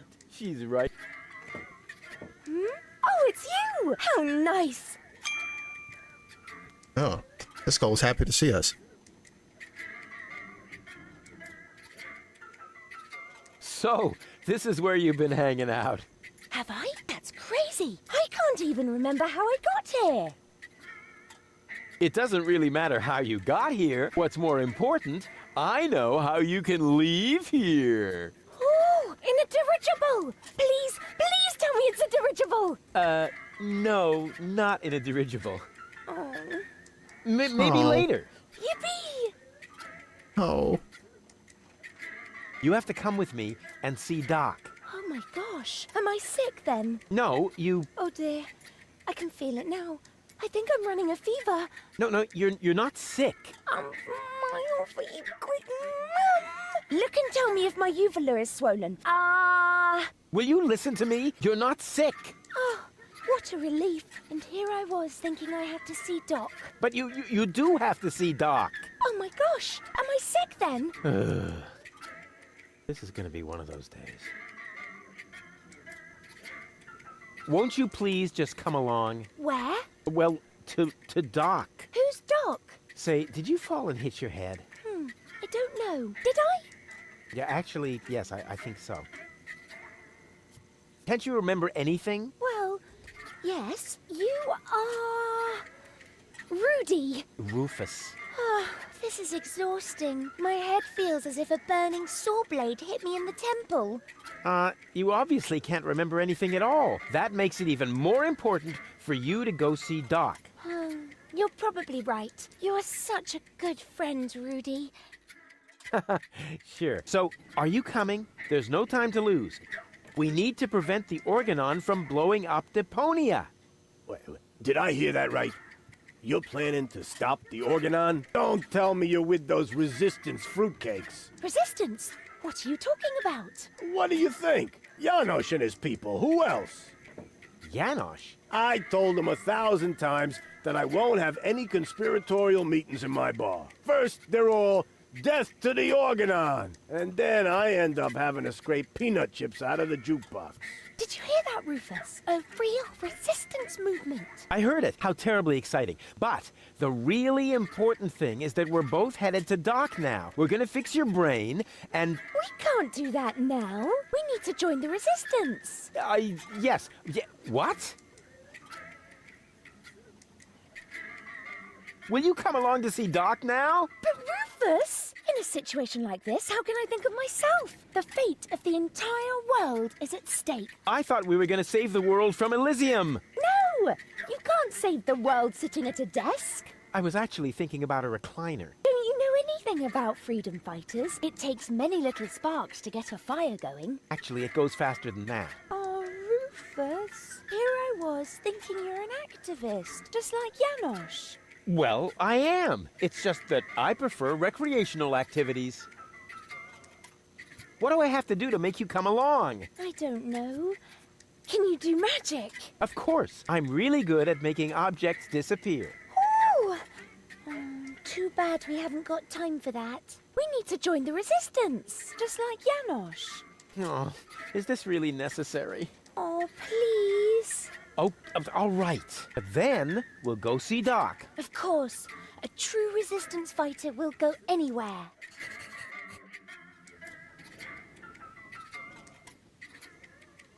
Hey, baby. Are you talking to me? Did it hurt when you fell from heaven? Actually, it did. Oh. Uh-huh. Here's looking at you, kid. Huh? Did one of your contact lenses slip? It's so dimly lit in here, I can't really see a thing. Never mind. What's a nice girl like you doing in a place like this? I'm naming the bugs on the counter. This is Ronnie, and this is Donnie, and this is Princess Lamefoot. Why is Princess Lamefoot limping? She's unhappy because she's feeling lonely. What are you doing? Now Ronnie is Prince Lamefoot. Oh, how cute! I didn't know you were an animal lover. Yes, quite. I give up. What are you giving up? No, it doesn't matter. Oh, okay. Could I interest you in a romantic dinner? Oh, that's so sweet of you, Rufus. But I just finished eating all the chocolate chips from that little bowl on the counter. Chocolate chips? Hey, we don't have any chocolate chips. And where the heck did all those moles go that I just peeled myself? They can't be gone. Nobody would steal such a thing.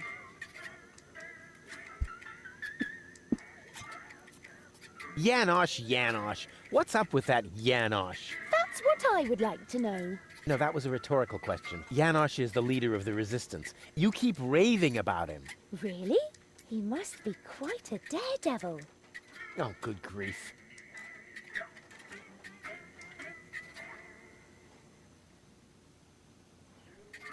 Wait here, I'll be right back. Yay!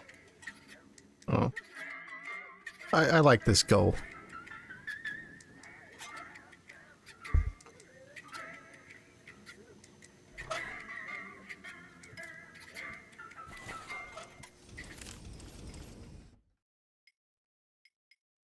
I think that's the part of her that was so genuinely intrigued by the revelation that there were still people living on Deponia. Talk to Garlus. Find someone etiquette savvy. Yeah, I don't know. I think it's because where the commentary button would usually be is where you actually come into this room, so they didn't want to like stick Rufus behind that.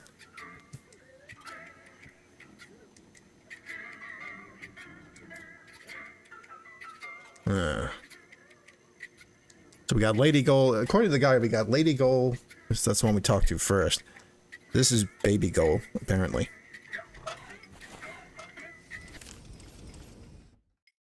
And, lastly, there is Spunky Goal, apparently. Probably the one that wants to save the world. But I guess it sounds like Baby Goal wants to do that, too.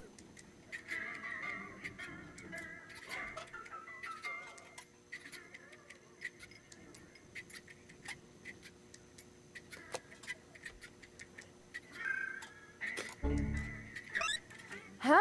What the... Where am I? Don't you know? You haven't had that much to drink. This is still Gulliver's Gully, the darkest dive in the floating black market. Floating black market, not on Deponia. Where else? Rufus, I'll wring his neck. Everything okay? Just give me some of your strongest. As long as I'm here, I may as well rot my brain. One rust-red brain death coming right up. Yeah. I guess he wasn't kidding. I'm gonna guess that this is the goal that's upset with Rufus.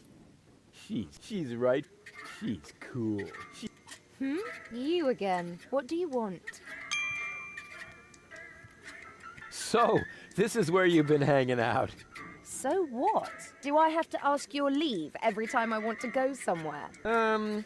Yes, that would be helpful. Dream on, wimp. I don't even know myself how I got here. But since I'm here now anyway, I might as well explore my surroundings. And by surroundings, I mean this drink.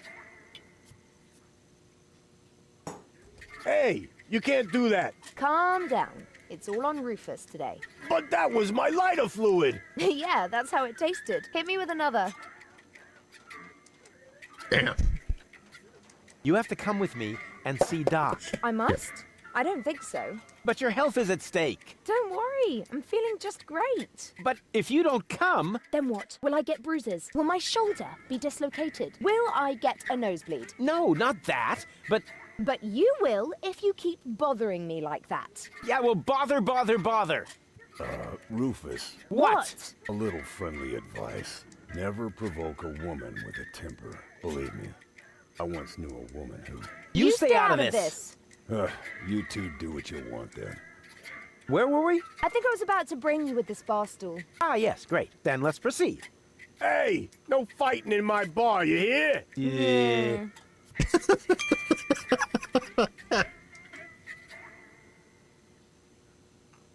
Maybe they are alike. At least a little. You must come with me. Something went wrong with the surgery. So what? That goes for your birth as well. Do you hear me complaining? Damn. Will you listen now? Your implant was damaged when... Meh. You're boring me. Please, Goal, you must come with me. Make me if you can. I'd love to see how you propose to do that, with no arms and all. I do have arms. Oh, those are arms? I thought you had dropped some spaghetti on your shirt. Take a good look at them, because you won't see much of them when I spank your behind. Rufus, I don't think that's a very bright idea.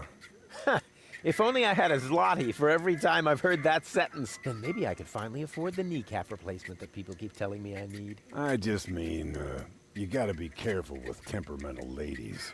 Or the steel plate to cover my skull fracture. Are you even listening to me? Or the tympanic membrane transplant. I give up.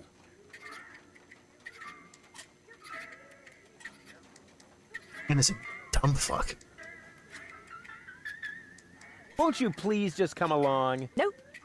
But nope. Oh, stubbornness, thy name is woman. See, I told you it wouldn't work this way. If you want my advice... Nope. But... Nope. Whatever. Hello, Elozum. What do I have to do to make you come along? You could sing the Dumb Bum song for me. That's a piece of cake. Here comes the dum bum, the dum bum, the dum bum, the dum bum, the dopey dim, Look at her dopey dim, face. dopey dim, dopey dim, dum bum. Oh yeah. Hey, wait a minute. Oh man, you're cracking me up. I told you that wouldn't work. But since you refuse to listen to me... If I listen to you, will you sing me the dum bum song? I don't know. How'd the lyrics go again? It's quite simple. Here comes the dum bum, the dum bum, the dum bum, the dum bum. Here, I'll allow it. Dopey dim, dopey dim, dopey dim, dopey dim, dum bum. Oh yeah. Dang!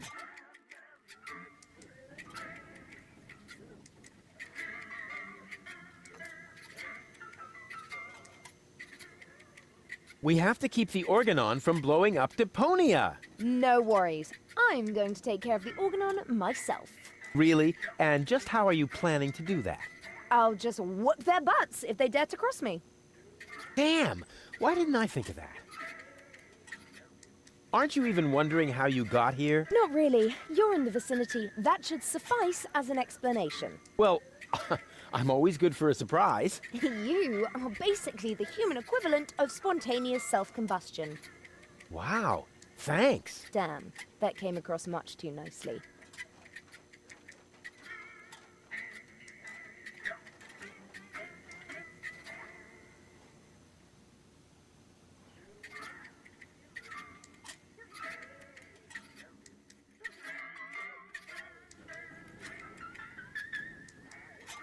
These are a silly bunch of people, aren't they? Hey, baby. Are you trying to hit on me? Save your breath, wimp. Hey, you got me all wrong. I can wrap you around my pinky in my sleep. You'd better beware, or I'll wrap something around your throat in your sleep. See? I haven't even started, and you're already fantasizing about you and me in bed together. Ugh. Yeah, something tells me Bozo's alright. I wonder if it's just Rufus or if he has a habit of people not listening to him. You're actually pretty cool. We're a fine match. Ha! Dream on, wimp. God damn it, Rufus. Your mouth is saying no, but your eyes are saying yes. Would you like to hear what my fist is saying? No, maybe not right now. Just punch him already. Did it hurt when you fell from heaven? Yes, damn it. Yeah, right. Probably did, huh?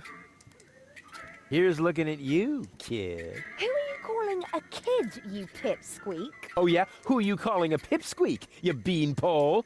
Oh, yeah? Who are you calling a beanpole, you rat? Yeah? Oh, yeah? Well, who are you calling a rat? You... Hey! No fighting in my bar, you hear? What's a nice girl like you doing in a place like this? Right now, I'm trying not to fall asleep on account of your boring lines. Let me know when I should take you to bed. Yet another dud. Try your macho bullshit on someone else. Ah, would that make you jealous? Get lost now. I'll find a way to make you go all weak. As weak as your head or as weak as your arms? As weak as both together, baby. Ugh. Wait here, I'll be right back. No threats, please.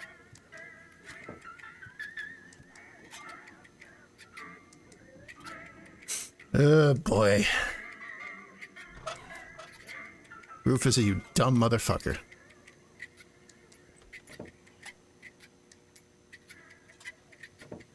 Hello, bozo, old pirate. We've been through this, Rufus. I am not a pirate. I'm only a junk dealer with my own trawler. Yeah, right. And the parrot on your shoulder is only perching there by chance. I don't have a parrot, Rufus. I've never had one. Is that so? Then who did I feed those earthworms to whenever you were asleep? You're a rare bird yourself.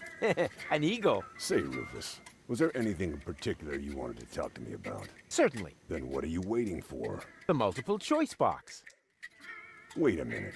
Worms? Shh. Here it comes now. Oh, don't tell me I slept through the entire passage. Like a platypus. Only you mumbled in your sleep. I was dreaming of my next big adventure. Would that have anything to do with ballet, sweet cheeks? Something went wrong with the surgery. You think so?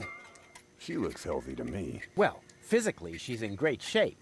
Like this. Boom, chaka chaka, boom, yeah! But mentally, it's more like... Cuckoo! Understand? Certain people have mental problems. Yes, I understand that. Her mind has been split into 3 parts. Now, I have to persuade all 3 of them to come back to the lab for another round of surgery. Your girlfriend now exists in triplicate? Don't stretch yourself too thin. Handling one woman's hard enough. But 3 at a time? I'll manage somehow. How's the grog around here? This is peppermint tea. Yeah, right. Tell me another one. Pirates drink grog. Everybody knows that. But I'm not. Listen, I talked to Doc. He says your skewed perception may be an indication of a serious head injury. And the scar next to your eye may be an indication of an exciting sea battle. Harr! Seriously. Did you ever fall on your head? I mean, between the 2 times since we've met. Anchors away! Hoist the sails! Avast ye landlubbers! Yo ho ho ho ho ho ho! Oh, well. None of my business. Just as long as you don't forget to pay me for the passage. Yo ho ho and a bottle of rum! Arr! I don't find gold toxic at all, really. I think some of those were perfectly sane responses to Rufus's bullshit pickup lines. Suppose it was not cool with that sentence either.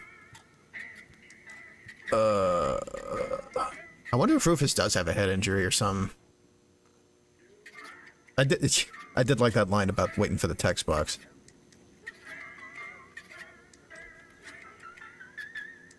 What were you going to say earlier? Something about a very special boarding maneuver? I don't know what you're getting at.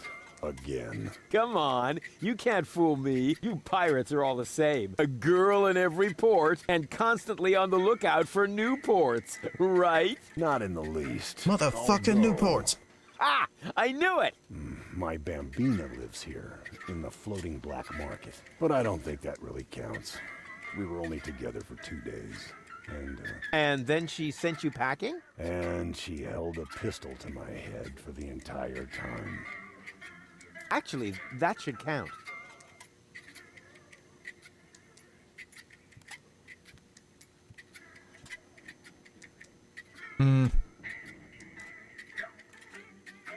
I do believe Spunky Goal likes me. Spunky Goal? Yeah, she's really something, you know?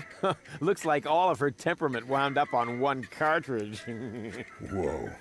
Then you better be careful. Believe me, I know that kind of woman. They can be quite tame and playful if you know how to handle them. But make one wrong move, say one wrong word, and out come their claws. Do you think I should buy her a scratching post? The only thing that helps is the right choice of words. It was the same with my Bambina. I only had to say the one all-important sentence, and the tigress turned into a docile kitten in one instant. Oh yeah, then why aren't you still together? Well, I got a little horse, and she made it to a rifle cabinet before I reached the door. Oh.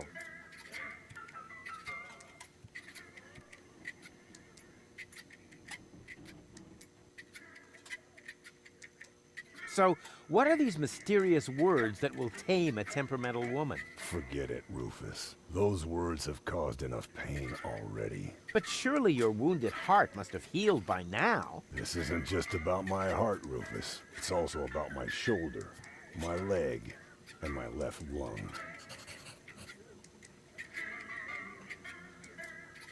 I do believe Baby Goal likes me. Baby Goal? Yeah. I mean, she's really sweet and all that. Unfortunately, she's also very gullible. But then your path should be clear. Go to her and start talking. I don't know. I do believe Lady Goal likes me. Lady Goal? Yes, she's definitely top-notch. One classy lady. She's got style. She's totally, constipated. Sophisticated? Yeah. I am really going to impress her with my gentlemanly manners. Whoa. Don't you think you'd better have someone give you a few tips first? Go talk to Seagull. He lives uptown. If anyone can help you, it's him. Actually, I don't really need any tips. Right on. Just follow your heart. Meanwhile, I'll go get the first aid kit. What is this place, anyway? This is the floating black market. Isn't that where you wanted to go? Yes, actually, but somehow I didn't think it would be so big. Have you lost your bearings already? I wouldn't call it lost. We just went separate ways in order to get different perspectives on the place. So, apparently when I ask Bozo about his bambina, he will leave the bar. So, it's good that we exhausted the rest of his conversations first. Maybe this... I haven't saved today. Let's save. See you later.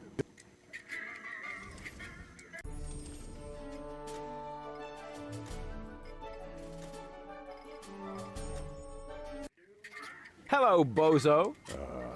Rufus, what's up? I see where you're coming from, Linux.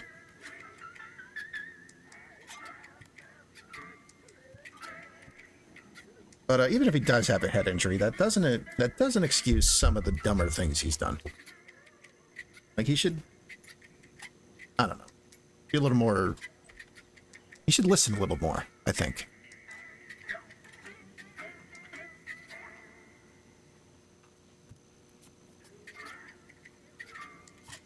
Let's talk about women again. Do we have to? The wounds from my last relationship have barely healed. Now you're just being melodramatic. But it's true. One bullet still lodged in my leg. Ha! Big deal. Yeah, I think that's true, what Rex said. It doesn't excuse it, but it does explain it. Tell me more about your bambina. Well, she's the most spirited woman I've ever met. She owns the weapons shop in Little Venice. She's got a killer personality, although she's never been convicted. It's been a while since I lost my heart to her. Good thing Doc happened to have a donor heart handy. I think you should pay a visit to your bambina. What? No way. Forget it. Oh, come on. She sounds really hot. Yeah. So hot she could burn out your throat, and she would, too. What are you, a pirate? Or some kind of pie pan? For the umpteenth time, I'm not a pirate. And I'm also not interested in having you entangle me in all kinds of weird adventures. I like my life just fine, the way it used to be, before I met you. Peace and quiet. Serenity. Raiding parties, sea battles, mutinies, slaying of the firstborn. Sunday afternoon walks, gardening exhibits. Pillaging, keel hauling, treasure hunts, walking the plank. Damn it, Rufus. Not everyone likes conflicts. I certainly don't. Yes, you do. No, I don't. Yes, you do. No, no, and no. Yes, yes, yes, yes, yes, yes, yes, yes, yes. On the contrary, I hate conflicts. Okay. I give up. Ha! I knew it! You've still got a crush on her, don't you? I'm going to pay her a visit. Meet me in front of the weapons shop in Little Venice. I'm gonna need emotional support and medical assistance. Of course you will, you old swashbuckler, you.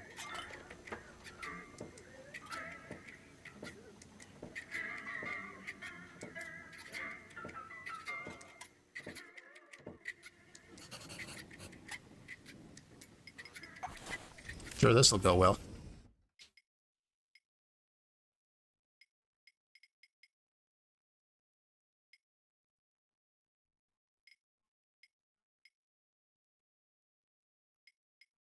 Secret hint.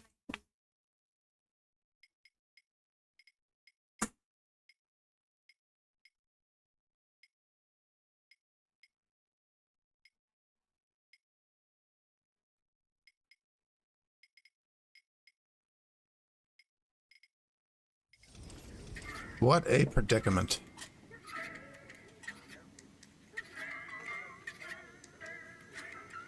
There's a lot of dialogue in this bar. Hi. Ah, are you finally gonna order something now? A drink for the lady, please. Are you trying to get me drunk? Would that help? I can drink you under the table on an empty stomach, you scrawny thing. So you might as well not even try. Not even try? Do you have any idea who you're talking to? A fellow who can't afford a drink? Yeah. Bummer. That's true, Rachu. She is cute.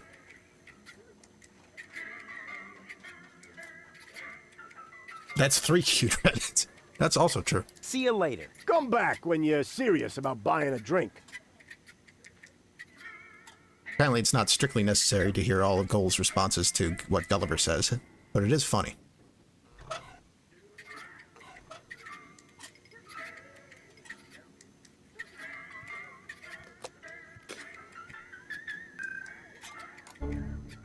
Oopsie, I must have nodded off for a moment. No problem, as long as you didn't have any direct skin contact with the bar, that is. You're funny. Hi. Ah, are you A drink for the lady, please. Oh, that is so sweet of you. Yes, isn't it? You're the best. Really. Got a point there. But I only drink milk. We don't serve milk anymore. Never quite got the hang of milking a platypus. Bummer.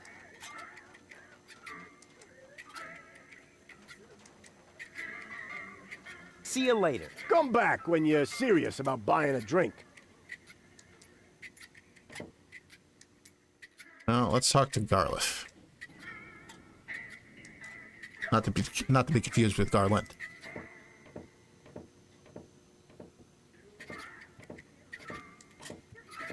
May I bother you? Not really. Then I'll have to do it without your consent.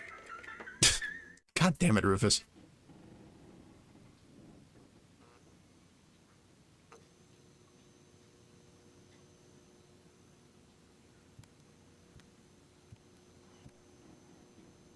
Didn't we meet in front of Doc's workshop?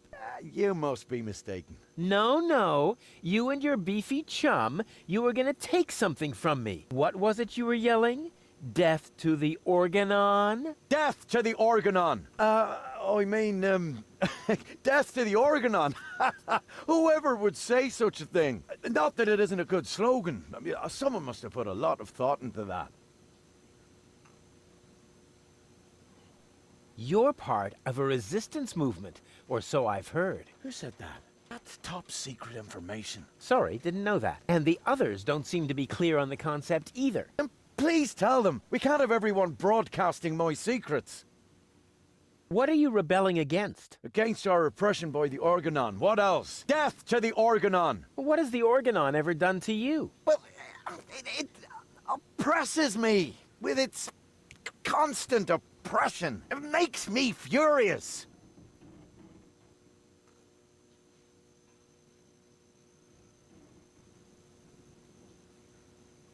May I join you? Impossible. You could be an Organon spy. But how are you going to fight the Organon if you don't recruit new members? Through passive resistance. Meaning you do nothing? But we do.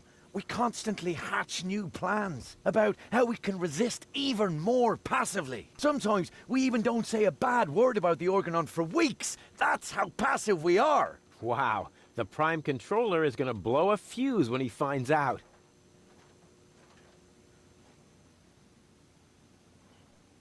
Please let me join you. I want to impress a woman. You think that would work? Of course. Women go for courageous men. Men who have the courage to use a filthy bathroom in a pub. Yeah, I was thinking of the kind of courage you need to join a good cause. Hey, but I'm already doing that. Here, take this bathroom key to Gulliver. I no longer need it. Take me to your leader. Forget it. The way to our hideout is top secret. I thought you met in the basement of Janosch's mama's house. Maybe. But only members know our secret knock.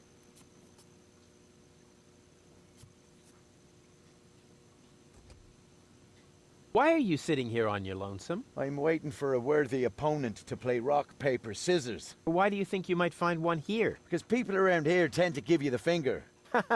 That makes sense. Can I join you if I beat you at rock, paper, scissors? Nobody beats me at rock, paper, scissors. There's no danger then, right? You have a point. All right then, why not? Let me know when you're ready. So you're a professional rock, paper, scissors player? Yeah, I'm an expert, a professional gamer, a prestidigitator. Scissors is my forte. I've been training it for years and I can do it in my sleep. But my rock really rocks too. Once in a while, I'm still a bit hesitant to make full use of my paper. But my coach says that I can compensate for this weakness through speed and stamina.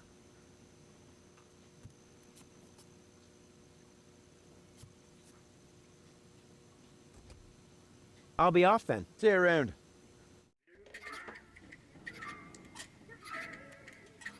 Sounds like we're going to be playing some rock, paper, scissors in a minute. But we actually do need to talk to Nod.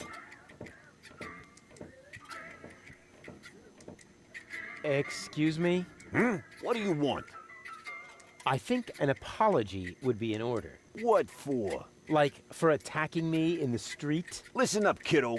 I'm a member of unorganized crime. And how does that give you the right to assault innocent passers-by in broad daylight? That's the way we roll. Cool. So, unorganized crime. What is it exactly? We're just like a criminal organization without the organized bits.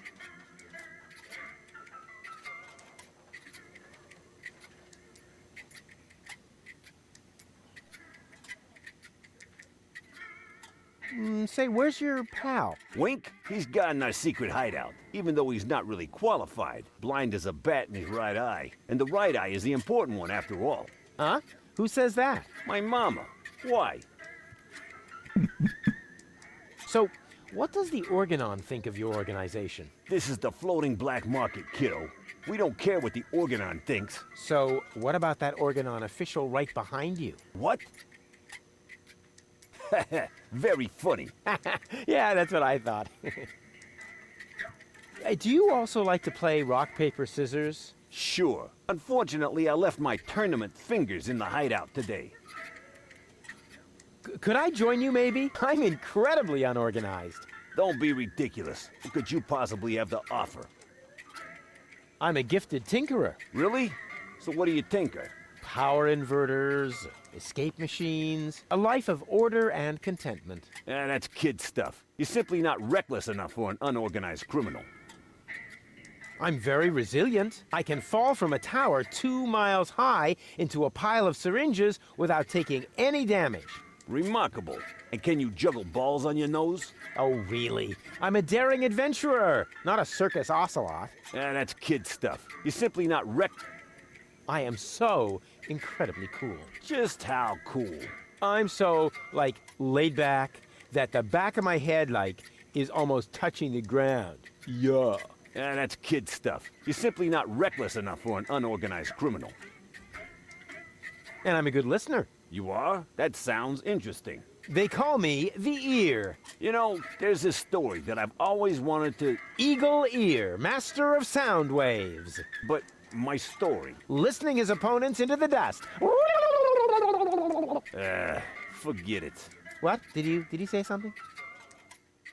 I certainly am reckless enough. I know you're not.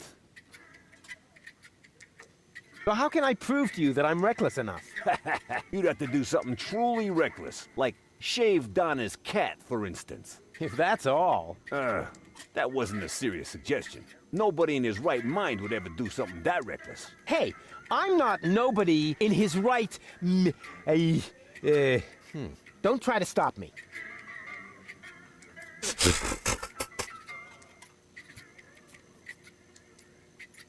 Rex says to play rock. Thank you for your snap interpretation of these long-winded explanations. I'll soon be part of your organization. You'll see. Beat it.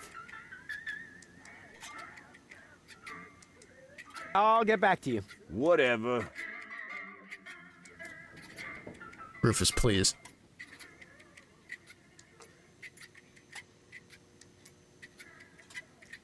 Quite a turnout tonight. Lots of viewers. Thanks everybody for showing up. Much appreciated. We're not done yet, of course. Gonna go for another hour and a half or so.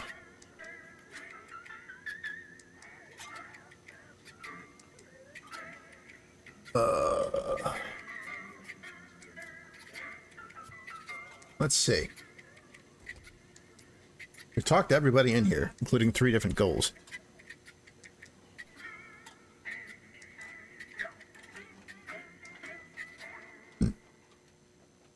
I'm wondering if you could do each goal's quest in any order. But the guide has it laid out as Baby Goal's quest first, and then Spunky, and finally... Wait, did I read that wrong? Oh no, it's Baby and then Lady, and then Spunky. Bandwidth.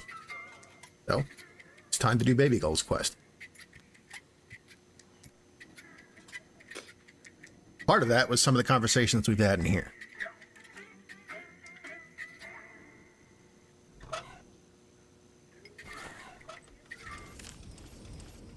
Wait.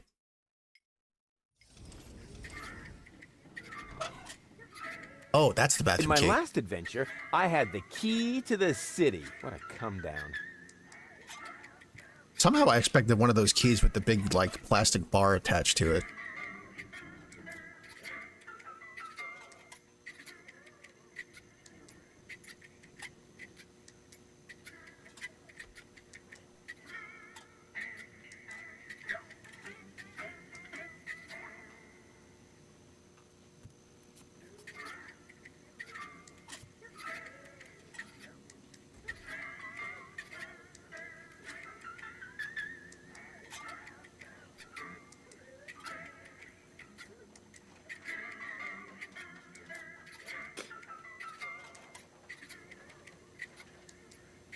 I have some long-winded, inscrutable adventure game shit.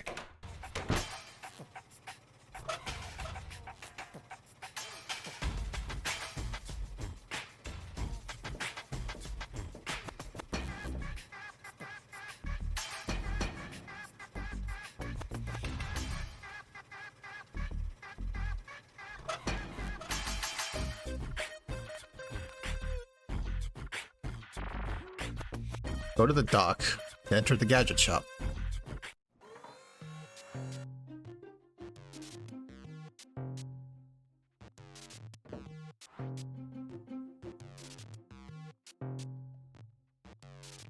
A juicer hat. I bet I look extra cool with this. Like a man of the world. Cole is bound to be impressed.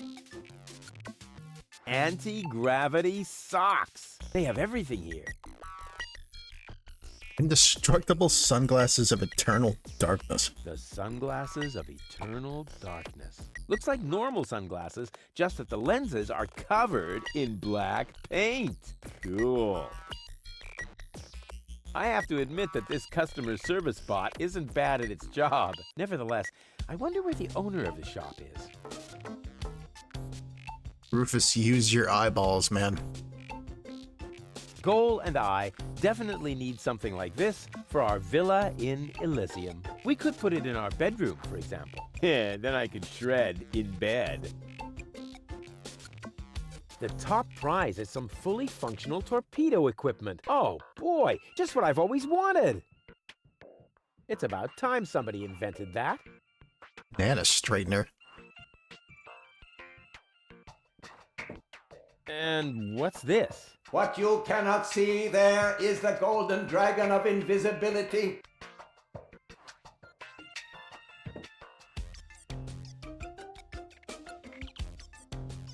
Go, go, Rufus Rubber Arm! That always worked before.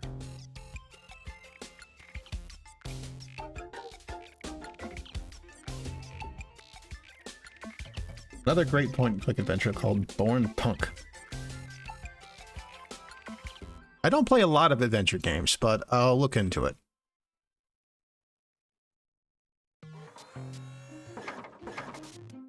I play pretty much anything that catches my interest. Anti-gravity socks. They have everything here. Here goes nothing.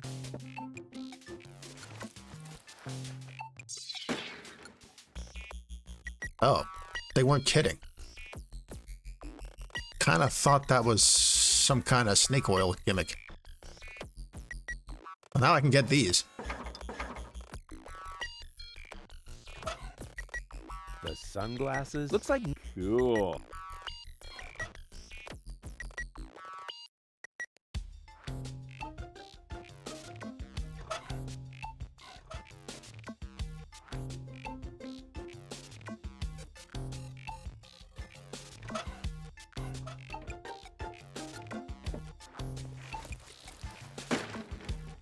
Splat.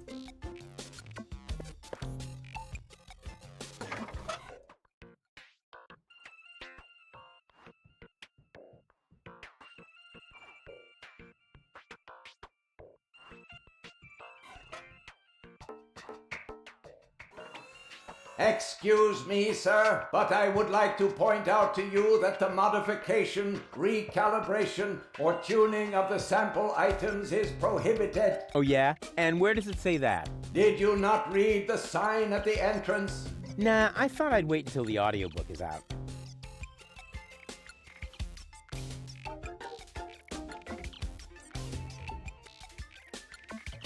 An excellent choice, sir.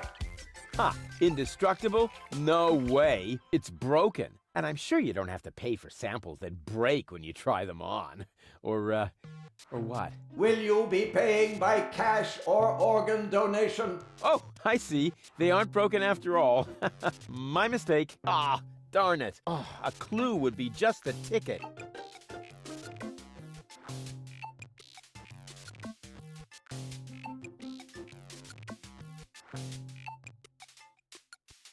I am very sorry, sir. The destruction of sample items is not permitted. I'm not doing that, because according to the label, these sunglasses are indestructible. That is correct. Well then.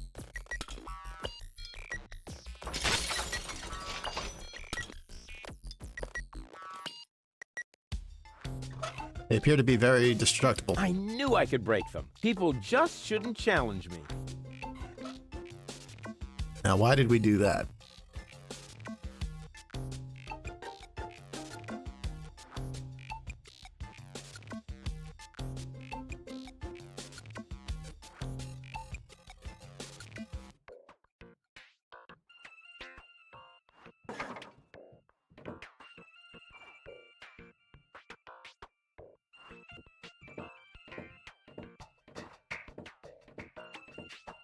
I am very sorry, sir, but the floor models must not be removed from the store area under any circumstances. I have no idea what you're talking about. All right, all right.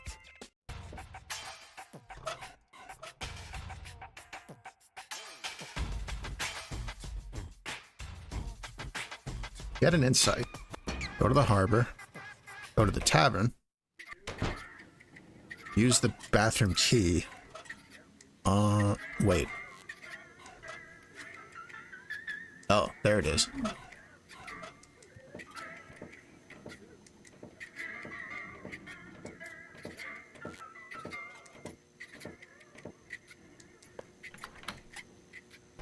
Did it just get colder in here? Ah! What is that? Oh! Ah! Oh no! Oh no, no, no, no, no! Anything but that! Take it away! Take it away! Ah! Not this agony! Ah!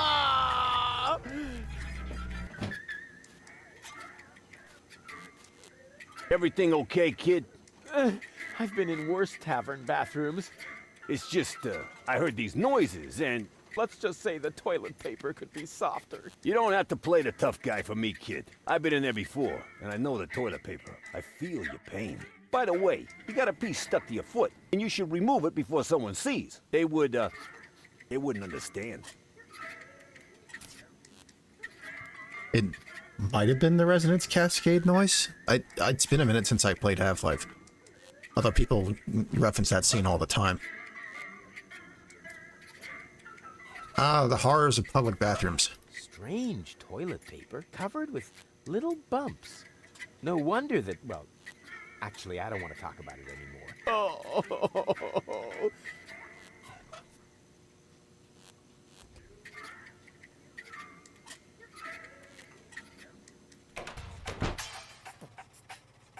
Go to the marketplace. I don't think we've been there yet. Where's that?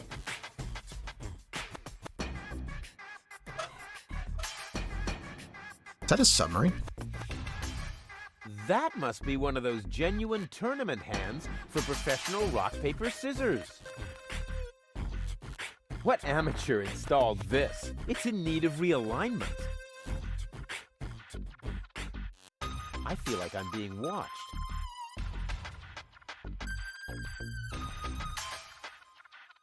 Where are we now?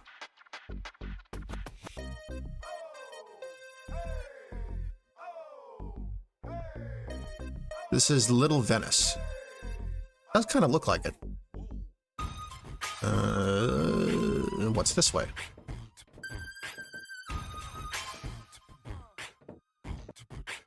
Oh, there's Bozo.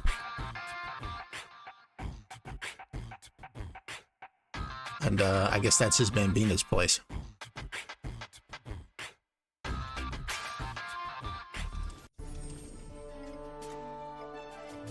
I'm sure we'll be helping him soon enough. Who would have thought that under that rough exterior, there was such a ridiculous sofa covering? Huh. Whoever designed this pipe displays a refreshing lack of respect for any sense of efficiency.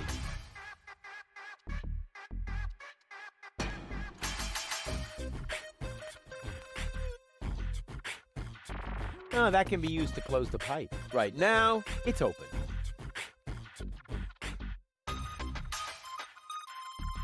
This goes to Doc's workshop.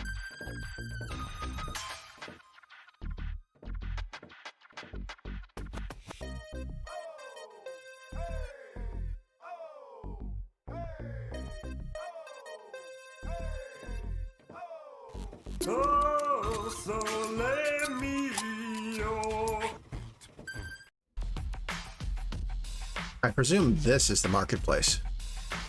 Oh, hey, look. Seems to be a Lex-coded character down there. Reminds me of Colton a little bit.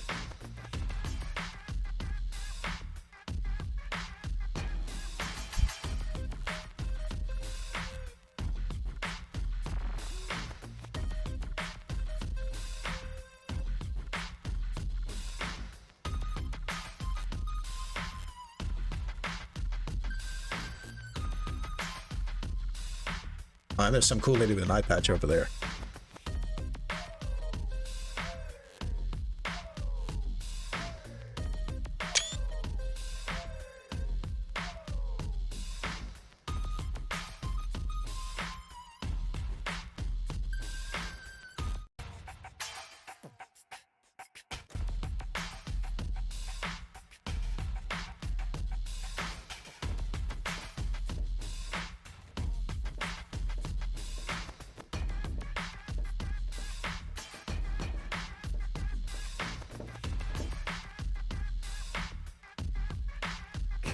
Somebody should tell them that polka dots are totally out. Cool. A freely accessible dumpster with expired drugs. The red pipe leads toward Little Venice, the green into the heart of the industrial park, and the yellow into that dark alley.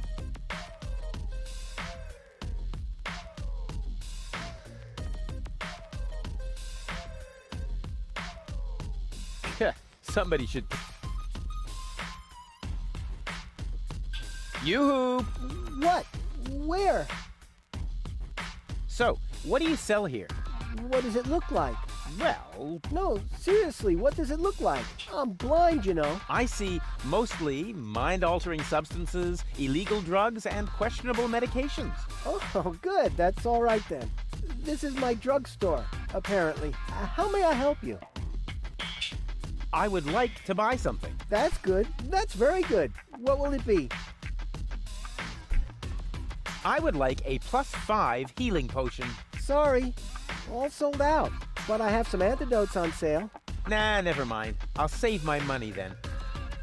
What's in that bottle back there? Undiluted ethanol with antifreeze? Tastes all right, really. I used to drink that a lot until I was eventually no longer able to find the bottle. Have you got any sedatives? Yes, but you need a prescription. I've got a prescription right here.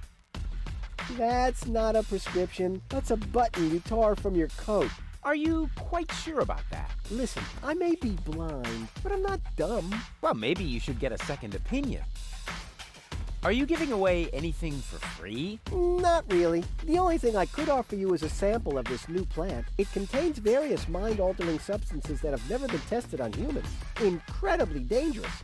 Absolutely illegal. And the possible side effects are both unpredictable and unspeakable. But it's free. Yes, but... In that case, can I have it? Not so fast. You can only have the Cucumis agnito in exchange for a free coupon. What? Cucumis agnito, the cucumber of revelation. The active ingredient is in its juice. Unfortunately, the shell is very hard. Hard shell, dangerous content, unpredictable side effects? Oh, just like me. Won't you let me have a free cucumber? Only for a coupon. Ah, great. And where would I get one of these coupons? From the Free Pharmacy magazine, of course. But I don't see a free pharmacy magazine here. Neither do I. But do you hear me complaining? It's prominently displayed here somewhere. No, it's not. When I took my break earlier, one copy was definitely still there. I tested a new laxative, and suddenly everything had to go very fast. And you took the magazine to the bathroom with you? What for? To read the cartoons? Ever heard of Braille? Also, Gulliver's Tavern is always out of toilet paper. Nothing I need right now. You get what you deserve. I'm new here. Are there any sites you would recommend? Very funny. I'm blind, just in case you hadn't noticed. Hey, nobody's perfect. Nobody but me! You're blind? How come? Let's put it like this. I should have read the directions for use while I still could. Rufus, you can't just ask somebody that. From here, you know, you've got a great view of the marketplace.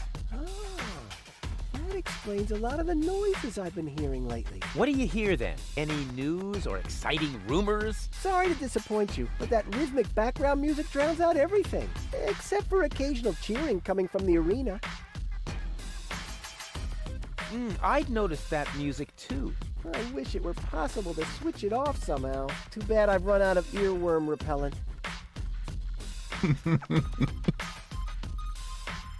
Wait a minute. What is that?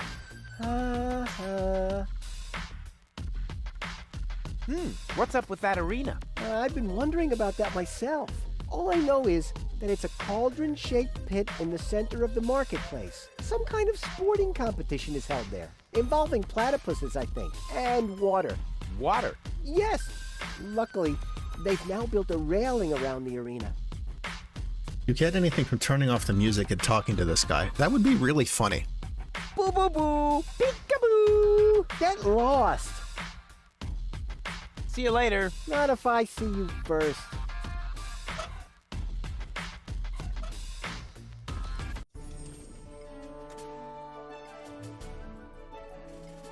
Oh, we turn the music off. And you? Yoo-hoo! What? Where? Holy shit, there is. I switched off the music. Wow.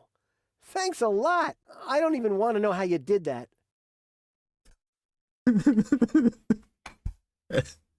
There you go, Rex. You have your answer. That is funny. See you later. Not if I see you first. Yeah, this game's got some good bits. Sometimes. Anyway, I kind of like the music, so we're going to turn it back on.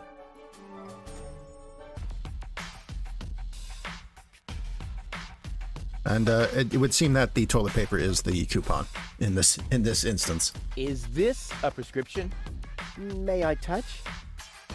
At least it seems to be written in Braille, although the writing is a little smeared, but it isn't a prescription. Darn, I was so sure this time. Wait a minute. This is one of my coupons. Where did you find it? He was under his nose the whole time. With this, you get a free sample of my latest shipment, Cucumis agnito, the cucumber of revelation. It's so new that there aren't any studies on medium or long-term after effects. Cool.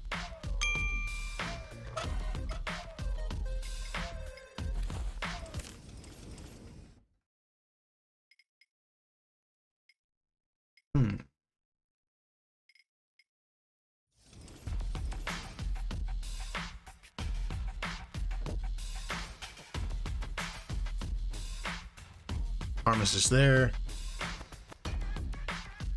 Well, we're using it on somebody. It would be my guess.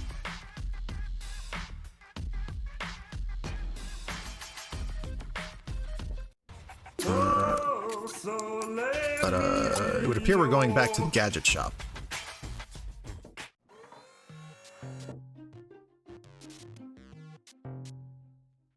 It says to use the cucumber on the juicer hat. The cucumber of revelation. Hey, I think I actually just had an inspiration. You should never trust a blind man, or he'll fob the worst crap off on you. That's kind of rude, Rufus. Oh, cucumber of revelation, reveal your wisdom to me.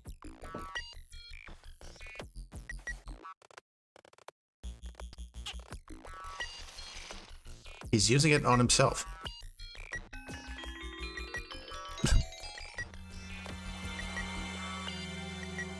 Oh, these indestructible sunglasses of eternal darkness are a total ripoff. Please explain the reason for your dissatisfaction. Well, they're broken. May I please have a look at the defective merchandise?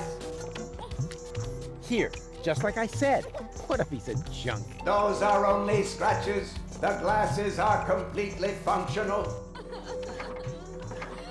See? As good as new.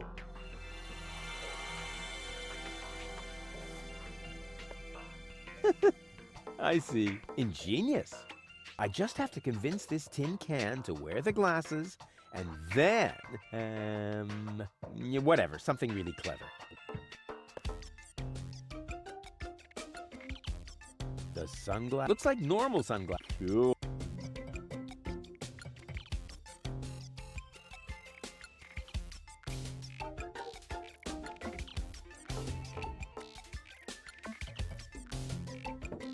I am very sorry, sir, but the Golden Dragon of Invisibility is not a floor model. I didn't even touch it. I just wanted to stretch my fingers and...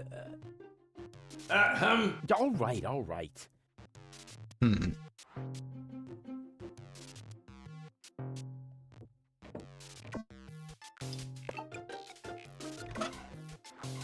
God, these indestructible sunglasses of eternal darkness are a total ripoff. Please explain the reason for your dissatisfaction. Well, they're broken. May I please have a look at the defective merchandise? Here, just like I said. What a piece of junk. Those are only scratches. The glasses are completely functional. See? As good as new. Stop acting cute. The glasses are broken. Excuse me. Where are you? I cannot see you at all. This indestructible high-end gadget is obstructing my view. What an overwhelming experience. Hello? Hello? Gah, that thing sure has some nerve. Did you clear your throat? But you can't see what I'm doing. Or are the sunglasses broken? Certainly not. The sunglasses function perfectly. Super. Dang it. Now that I have removed this fully functional item, may I politely inquire what you are doing over there? Well, I'm just admiring your golden dragon of invisibility. It's really pretty. I hate you.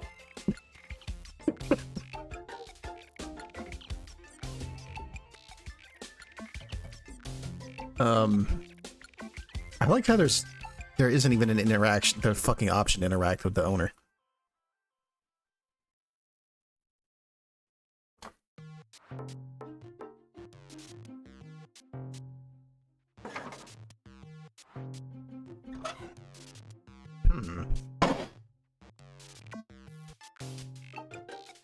Okay, just rattle the...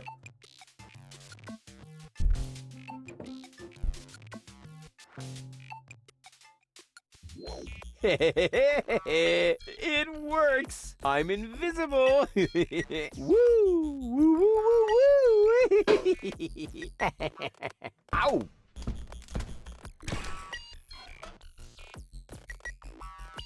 How about that?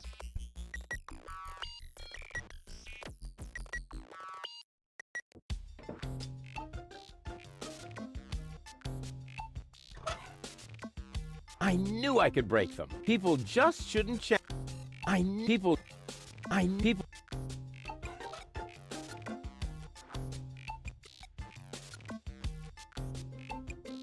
Who? Where?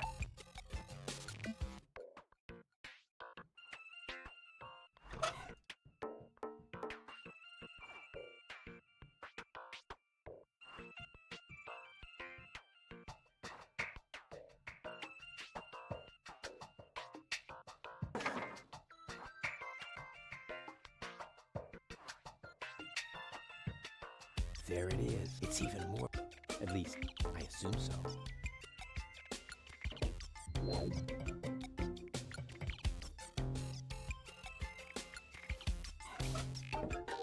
Welcome to Gilligan's Gadget Garden. You are being served by Shapomat 2000. How may I help you? What kind of things do you sell here? At Gilligan's Gadget Garden, we offer the most amazing equipment in all of Deponia. Go ahead and browse at your leisure. You are welcome to try out a few gadgets. But please remember to put back the merchandise before you leave the shop. But of course. What do you take me for? My CPU has calculated an 86% probability of an imminent attempt at shoplifting. What? Now that's outrageous. Based on what? Based on several factors. The way you are dressed, for example.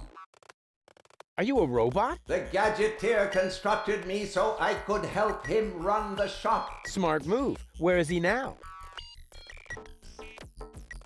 This information is irrelevant.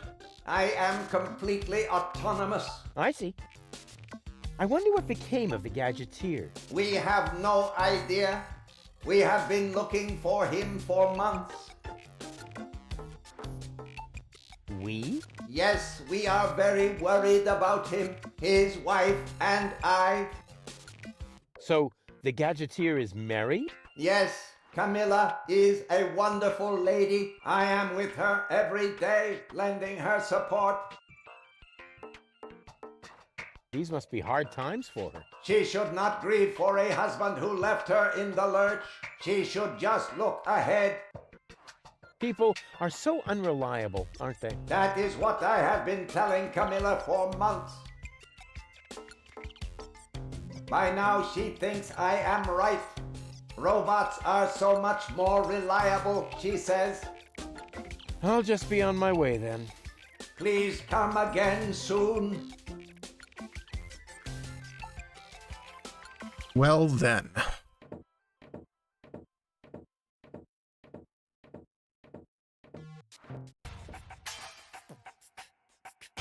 I'm sure that'll work itself out. Maybe.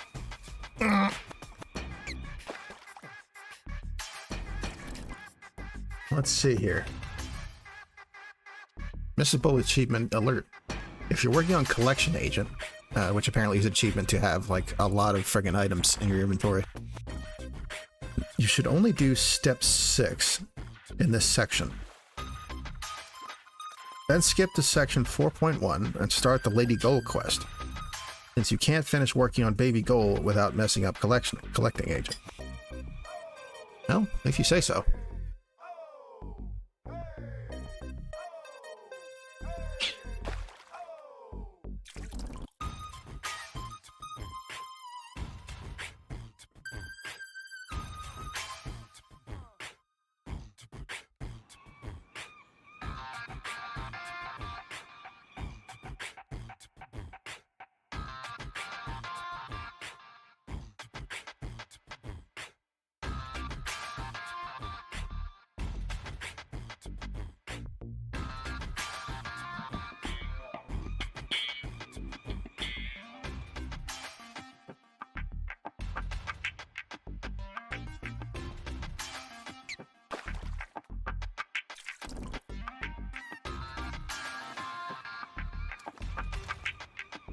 Get a razorfish.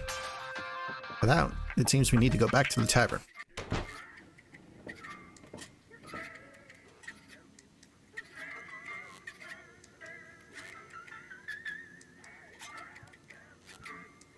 Oh, the one on the wall. Hey, hold still! Oh, darn it. Oh, it seems to have some sort of motion sensor. I get it. It's one of those electric singing fish. I sense that I should make a save. Whoops.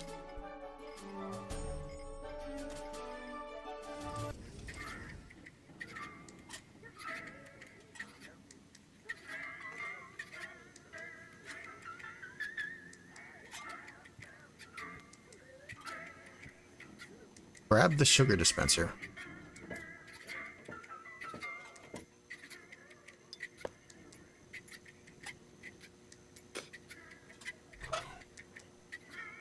Let's see.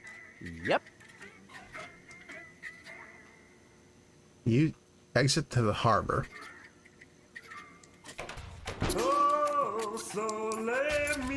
Use the sugar dispenser on the generator to make it break down. This generator provides the tavern with electricity. It's pretty careless setting it up out here, where any random well-meaning citizen can kick it, stick bananas in the exhaust, or pour sugar in the tank.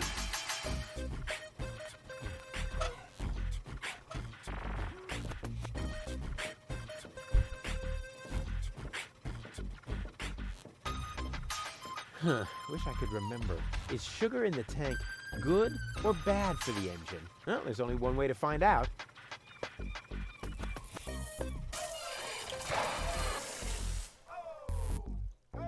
Ah, right. It was bad. Thought so. It's really dark here, but not so dark that I'll have to use my legendary sonar hearing. After all, I have the brightest eyes in the whole southwest quadrant. Breathing all that mercury vapor when I was a kid is finally paying off.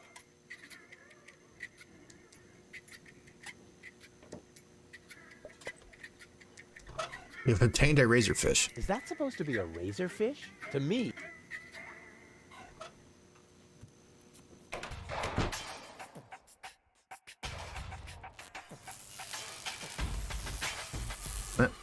The generator has coughed back to life.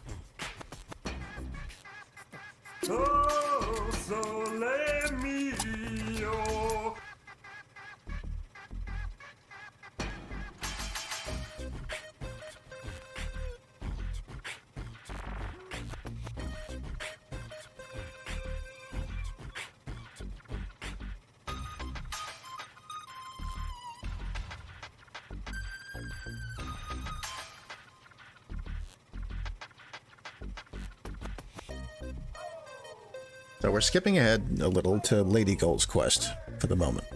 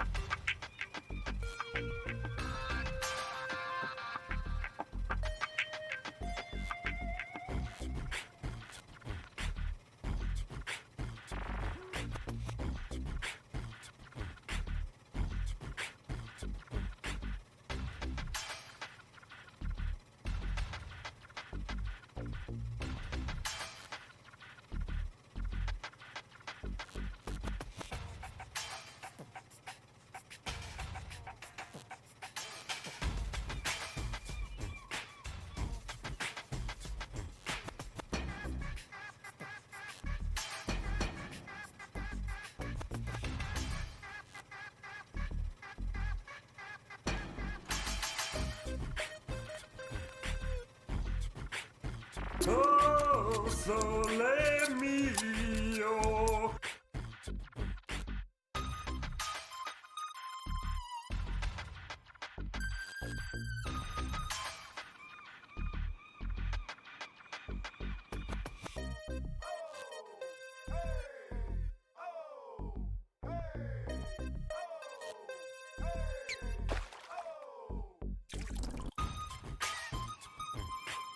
Go to Bellevue. It's the door next to the town map in the marketplace.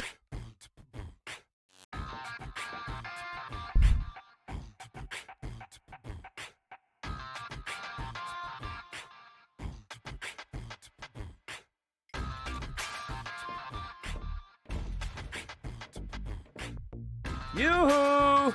Scram! You're scaring the fish. But shoot!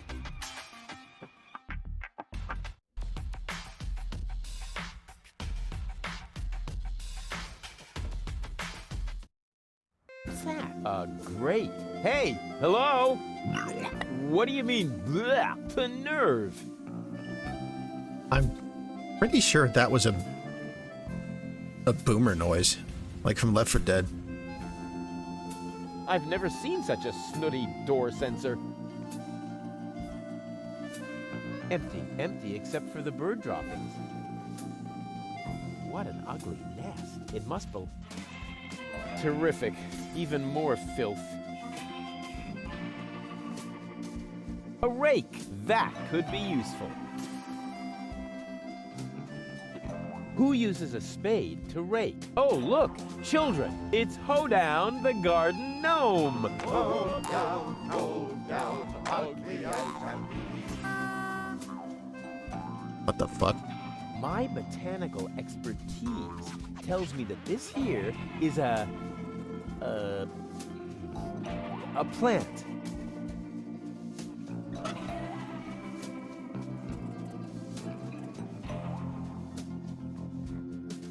Trick to getting past the fire nose sensor is an item that you probably already have in your inventory. I add this note here to give you a moment to reflect on what that item might be. Or just to start trying everything you've got until you find something that works. Apparently, it's the peanut bowl.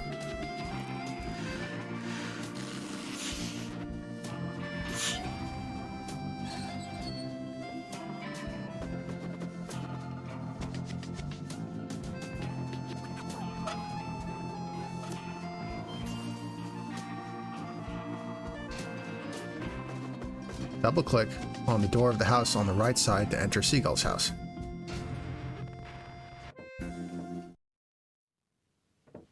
Whoa, impressive digs. Ahem. Have you ever heard of knocking? Of course, but I find their new album too commercial. What are you doing here? Don't you at least wipe your feet? Not since my 8th birthday. Back then, my dad? Rufus? Dad! You're Captain Seagull? What? Your shoes, Rufus. Excuse me, sir.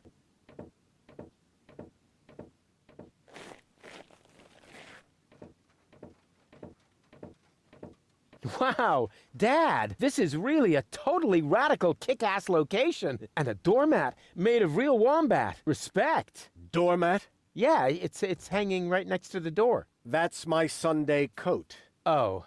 Listen, Rufus, I'm a busy man. Just tell me what brought you here and then run along and play again, okay?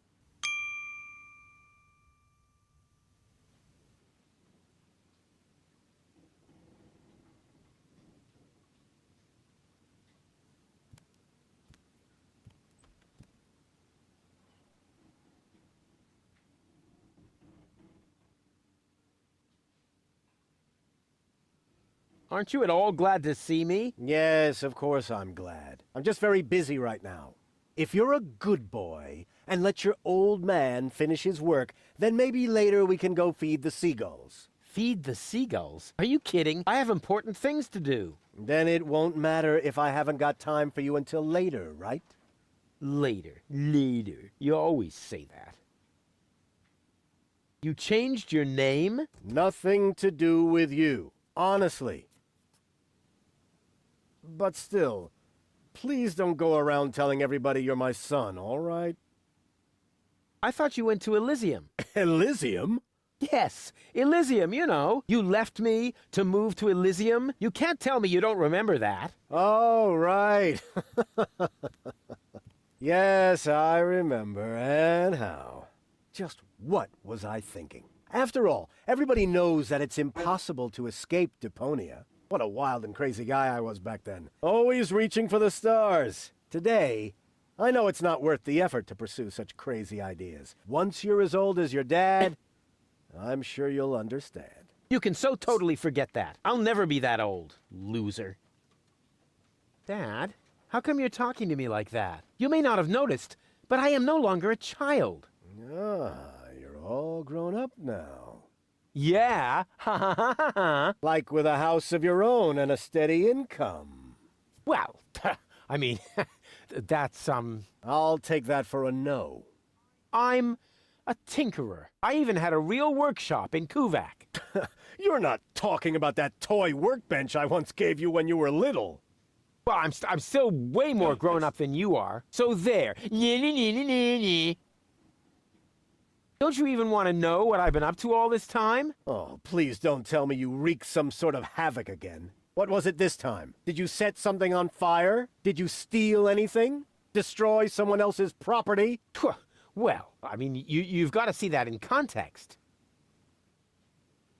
I have to stop the Organon from blowing up Deponia. Then what are you doing here in the floating black market? The Organon are far away. And if anything should explode here, it'll probably be your fault. Yeah, you just don't understand. I don't? So when has the Organon ever blown up anything? Maybe not so far, but... And how many detonations have you caused this month? Well, That shut you up, huh? I'm still counting.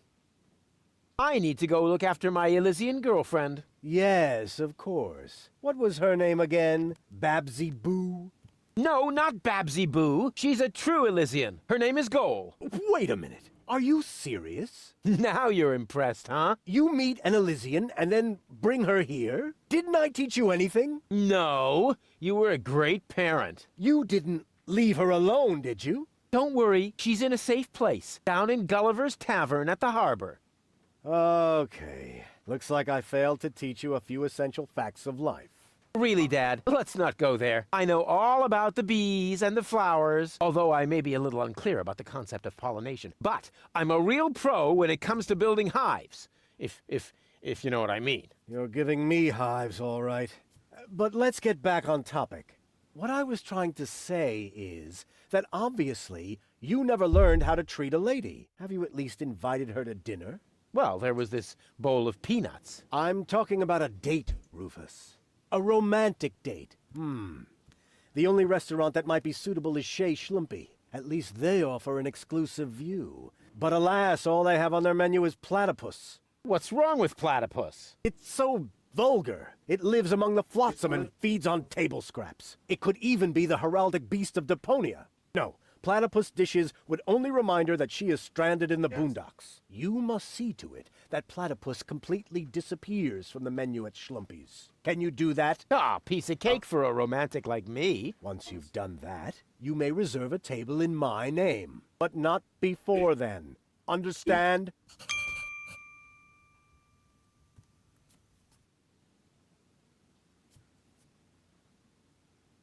I haven't told you the half of it. Oh my, Rufus. What else have you gotten yourself into?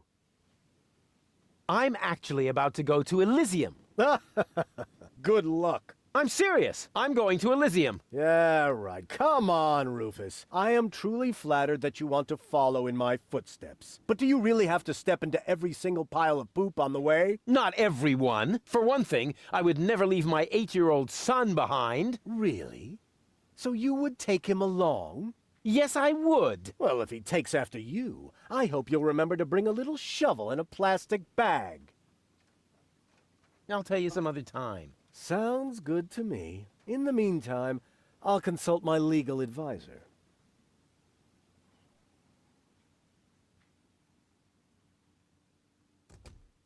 What exactly are you working on? I need to write instructions for my staff.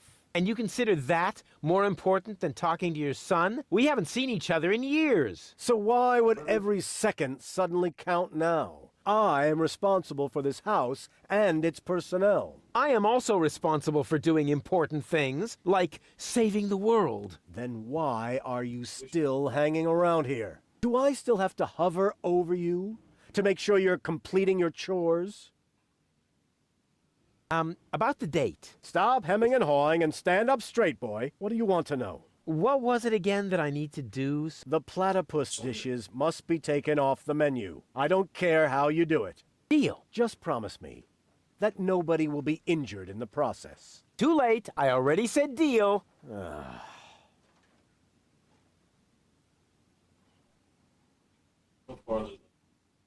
Don't go away. I'll be back soon. Forget that line. Not even an 8-year-old would buy it.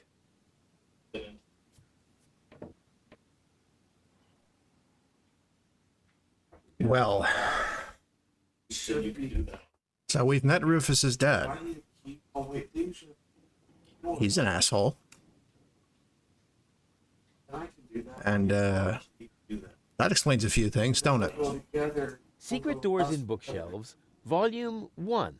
Secret Doors in Bookshelves, Volume 2. Gah, this library is a total waste of space. As a real gentleman, I read a lot. As a real blah, blah, blah, that doesn't change the fact that the shelf is big and ugly. Besides, it's too dark in here to read. Ah, that's true. I should buy a new crystal chandelier when I have the chance. But for now, a few candles will suffice. I need candles. There. Here, Rufus. Be so good and take this memo to the servant's mailbox. Yeah, who does he think he is? Well, he is my... Oh, whatever. Anyway, I'm not his errand boy.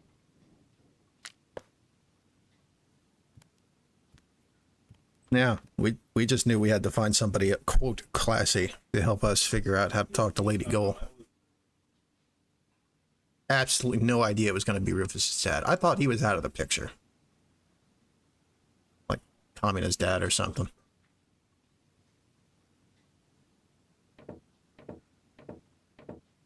This is no luxury villa. There's even parasites nesting here. That is my aquarium. I collect rare ornamental fish. Rarely significant, maybe. And they're tiny, too. I should actually feed them again. I need breadcrumbs. There.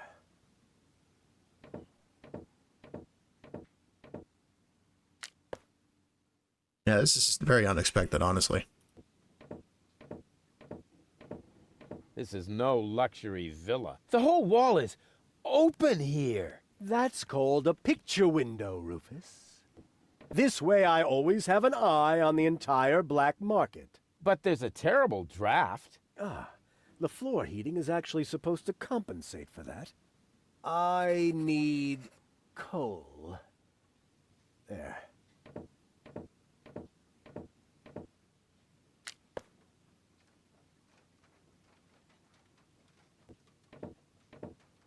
This is no luxury villa. This place is overrun with weeds. Those are flowers, Rufus. I have them brought from the garden as decoration. These hideous vegetables? They could actually use a bit more water. I need water for the flowers. There.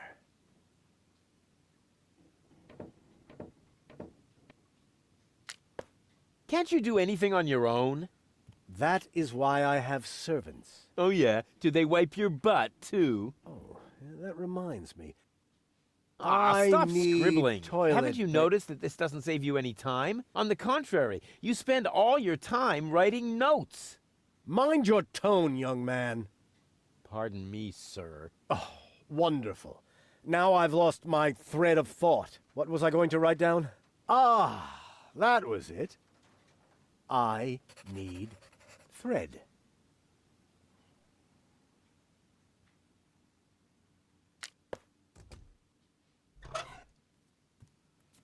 I need candles.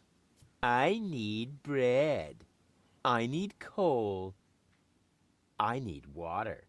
I need the thread. Yeah, he's lost the thread all right. Holy shit.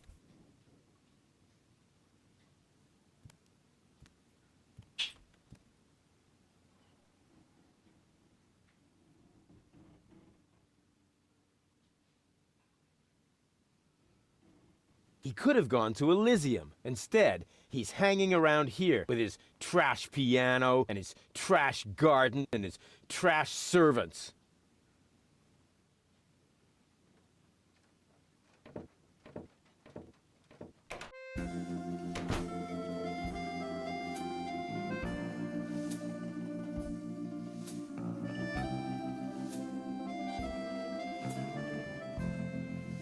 Yeah, I can see why this is done to get as many items as possible.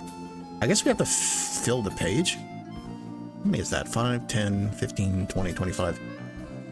And the achievement is for... how many is it?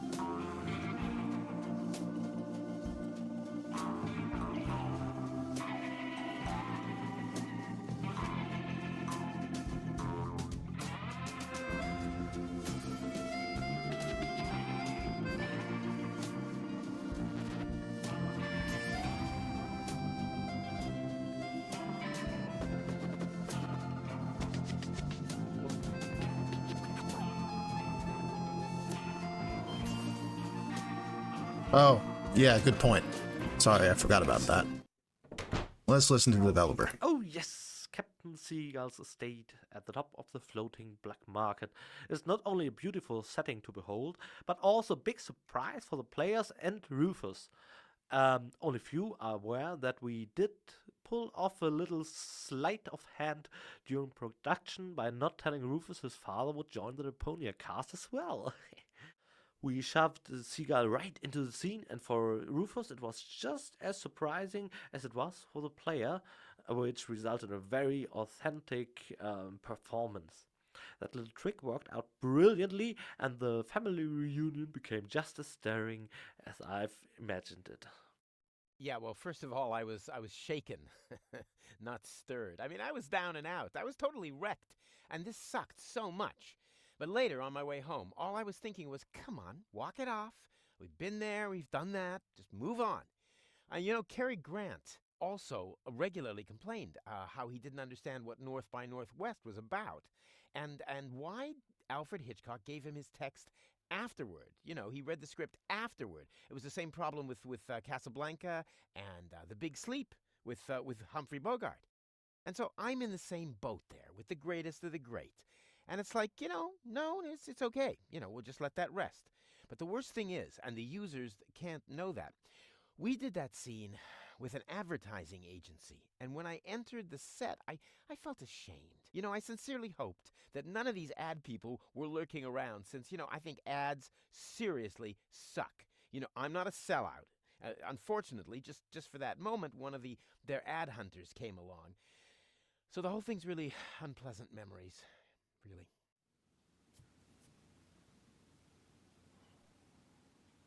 Well, I somehow doubt that was the stunning insight you were looking for, Rex.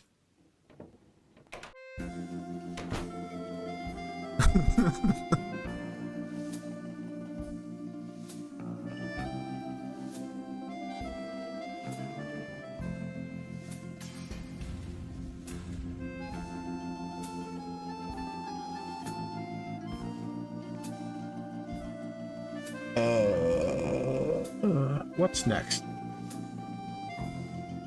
Enter the door that's below Hoedown the Gardener. Huh. If you suck at everything, you might as well become a poet. Rufus, come on, man. That is so pitiful. I don't know if I should laugh or cry. I'll try laughing. Oh yeah, good decision. That is so pitiful. I don't know if I should... I'll try... Oh yeah. And what's this?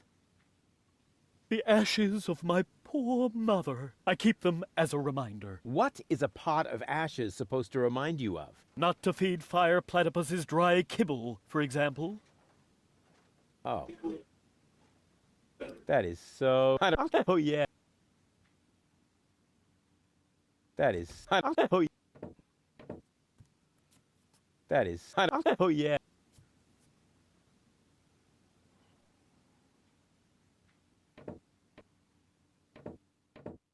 Knock knock. Who or what are you? They call me Rufus. I'm Crane, but everybody here calls me the poet. Who calls you that? I just heard it for the first time. You probably move in the wrong circles. Oh yeah? If you mean those circles that don't include your ego, you're probably right. That's what I'm talking about. Your place looks a bit austere. I've got everything I need. Yeah, except for an interior designer. Do you know Captain Seagull? You mean the idiot who lives above me in the villa? I'm rather fed up with him. Hey, be careful what you say. Seagull is my father. I see. A chip off the old block. But you've got to admit that Captain Seagull has a cool lifestyle. Useless and materialistic. I don't need any of the stuff he needs. What was that again? You don't need any of the stuff that Captain Seagull needs? That's what I said. Huh.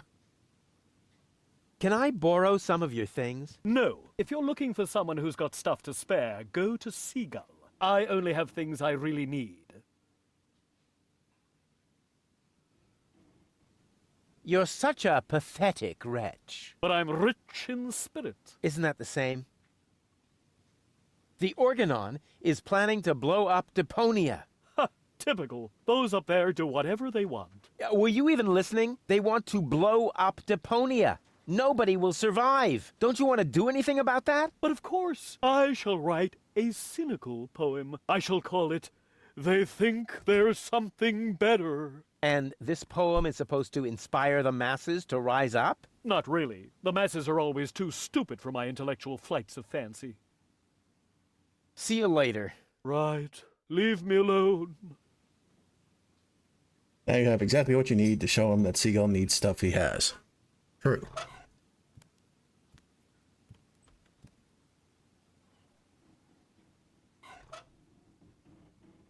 What is that? A message from Captain High and Mighty? You can keep it. I don't need any of the stuff he needs. Well, this message may interest you much more. What? Show me. I need candles. Damn! He needs candles. I read that. And you have candles. Yes, but Well? I don't need that sort of thing. Go ahead and take it if you want it. You can bet on it.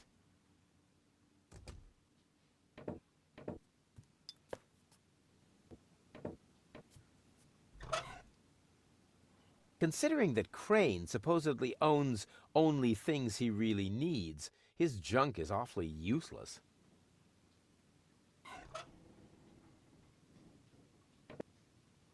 I have another memo from Seagull. Oh dear. I've got a bad feeling about this. I need bread. Well, then I don't need it anymore, do I? Go on. Help yourself.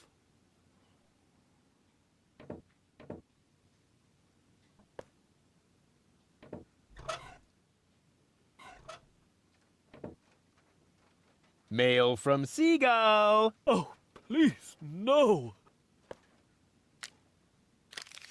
I need coal. So, the coal too. Go on, it's yours.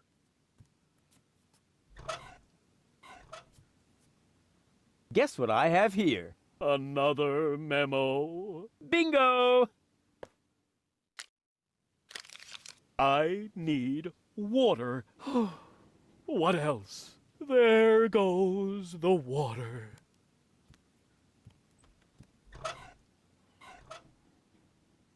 Here I am again, and this time... Just take everything you can find. I don't need anything at all anymore, except for a quiet moment to cry myself to sleep.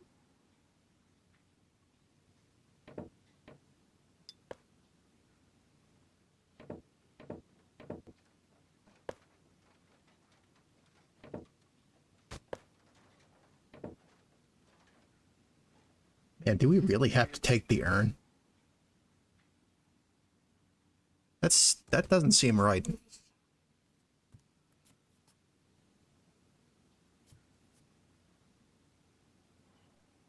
But that's what the guide says. Ugh. It's true.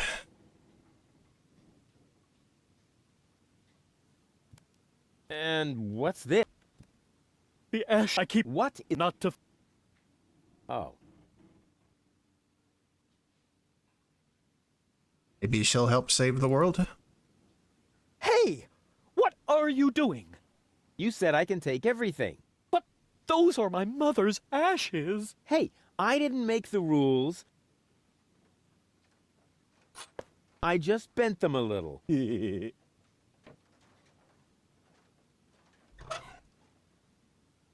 The ashes of Crane's mother. And before anyone asks, I had a good reason for taking them. It will all become clear in the overall context, or become totally insignificant in the face of more important matters. Considering that Crane supposedly owns only things he really needs, I thought he... We're not going to use those, are we?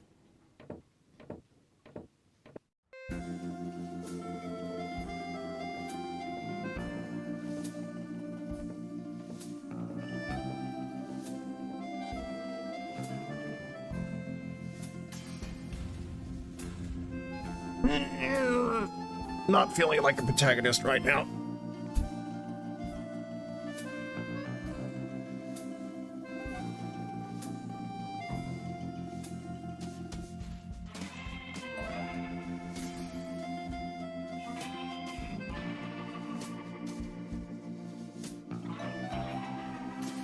Get Platypus Field Guide.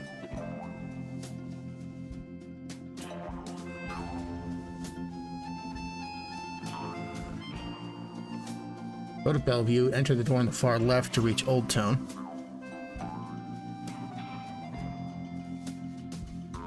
Huh. They only have dishes made from platypus here. Lady Goal won't like that at all.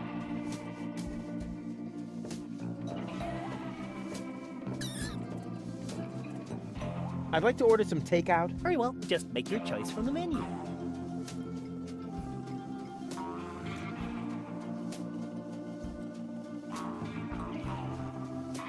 Certainly not. I never touch stuff that some stranger has already had in there. This crankshaft without a crank is missing something. But what?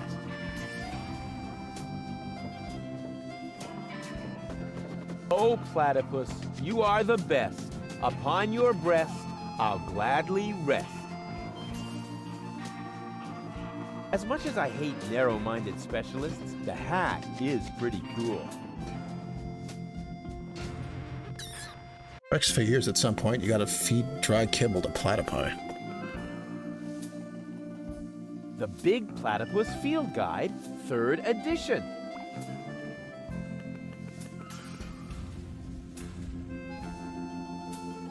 What an... It must...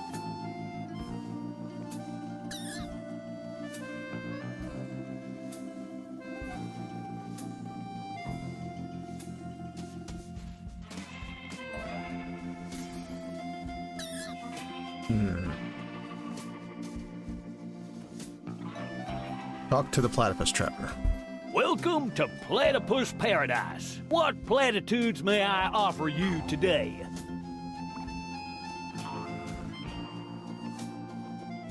What the heck is this place? It's a souvenir shop. We have everything a tourist could possibly desire. Platypus greeting cards, platypus candy, platypus hats, platypus back scratchers, platypus jewelry, platypus figurines for the mantelpiece, platypus cuddly toys, t-shirts with amusing platypus slogans, and music cartridges with platypus noises.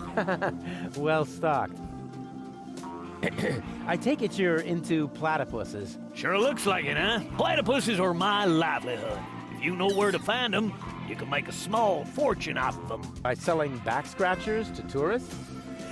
You have no idea. For one thing, I supply them to the Platypus restaurant. I'm also a bookmaker for platypus betting and chairman of the Platypus Club. Platypuses even inspire my poetry. You, write poetry about platypuses? Yep, mainly for greeting cards, but they also appear every week in Platypus Daily.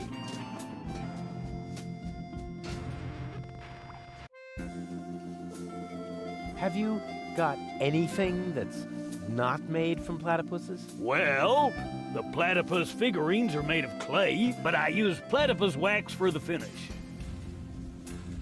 Tell me more about these greeting cards. It's poetry, platypus poetry. So, when you've got time, I'd really like you to recite some of your poetry. Well, buckle up then. Here comes the classic now.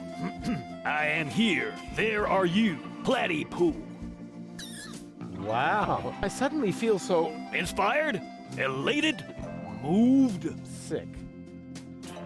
You also supply the Platypus restaurant. Yep. There's good eating on one of those things. What if there's a shortage? Now that would be a disaster. The restaurant would have to completely change its menu. But it'll never come to that. There are unguarded nests everywhere on the floating black market. What do you mean by unguarded nests? In every generation, there's an especially vicious platypus that guards the nest of the bride. What could they possibly do to you? Try to bite your fingers? Let me tell you, they're evil little critters. Oh, don't tell me they can bite through gloves. And jockstraps. Oh. So you're interested in Nest Guardians. Club members get to read all about them in the Platypus Field Guide. Yippee! What's the deal with this Platypus Club? Oh, it's great. As a member, you always get brand new information from the world of platypuses delivered to your doorstep. You'll be the first to learn about the wonders of platypus procreation. And you'll know the platypus migration routes even before winter comes. And you'll have feathers grow on your hump. Platypuses have neither feathers nor humps. As a member of the club, you'd know that. Upon registration, every new member receives the latest edition of the Platypus Field Guide. I hid some trial membership cards in the restaurant's fortune cookies. With a little help from Dame Fortune, you might be able to join the inner circle of platypus enthusiasts. If Dame Fortune really keeps herself busy with that kind of humbug, it explains the bad luck I've been having lately. How can It's easy. I hit some trial Really?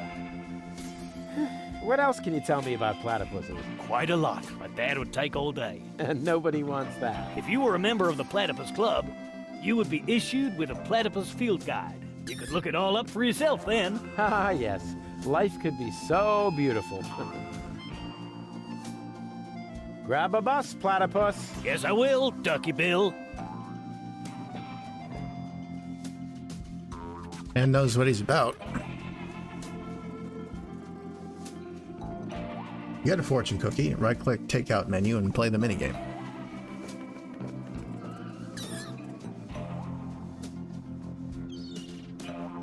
The idea in this puzzle is to get something for nothing, a fortune cookie for 0, by taking advantage of the specials.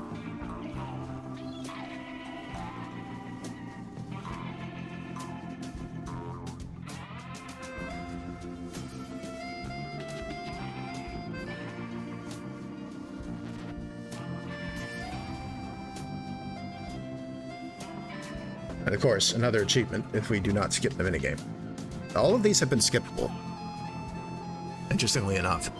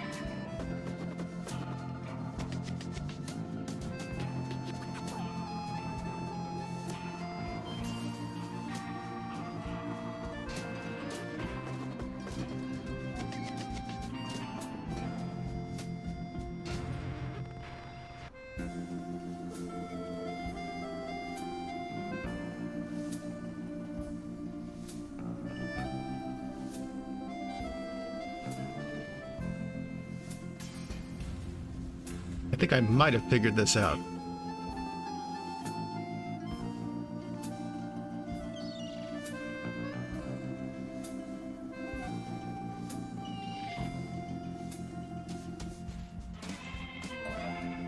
But I'm still paying 2 coins.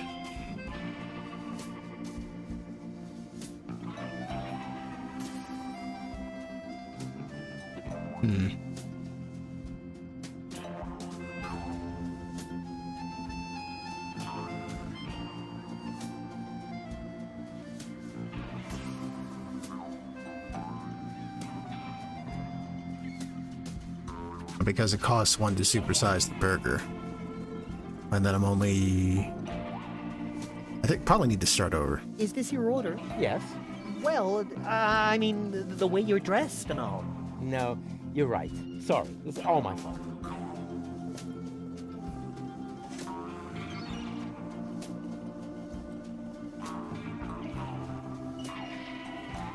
How do I select 2 burgers?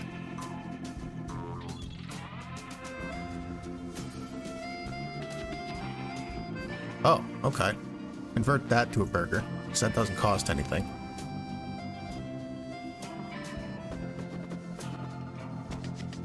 Switch that to a drink. Downsize the drink.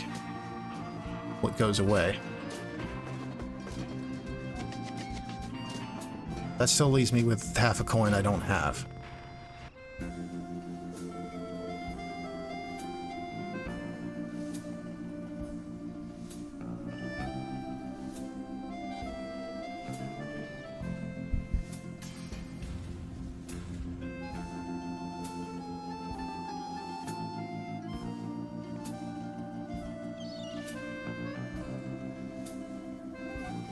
Is this your order? Yeah, you're sorry. It's all...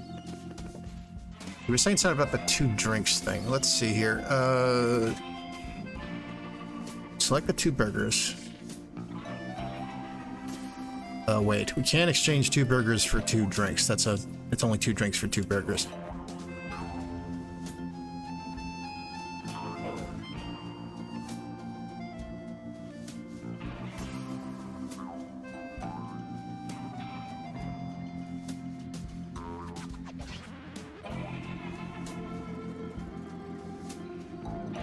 Now we have 1 burger.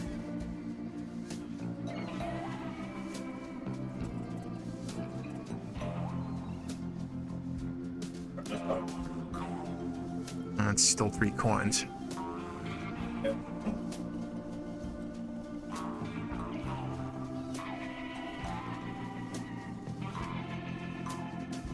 The solution's right over here in the guide. If you add menu 1, you'll have 2 burgers and 2 drinks.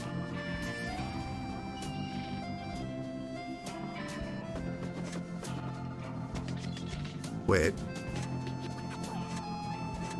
Oh, that's not an ad, apparently. That just changes your start point.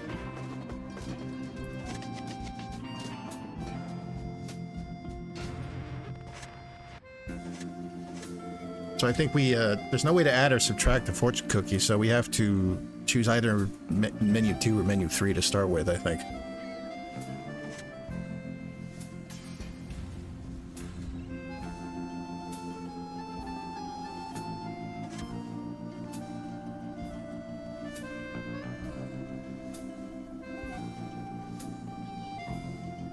What happens if we downsize both of these drinks?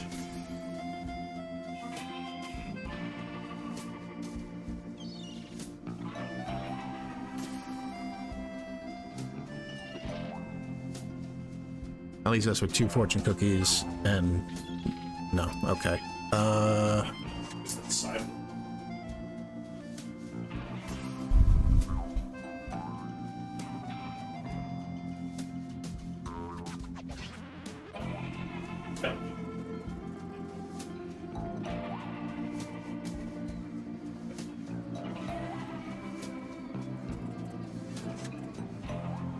You figure something out, Rex?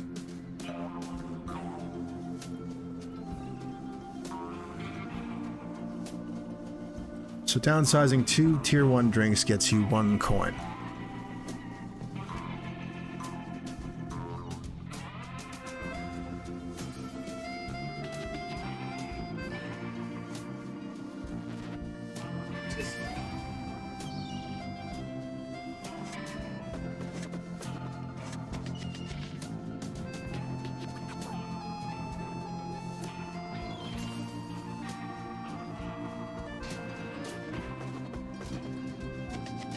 That's switching 2 tier 1 drinks for 2 burgs. Then that for a cheese. Then that for a tier 3 drink. That'll get you 1.5 C.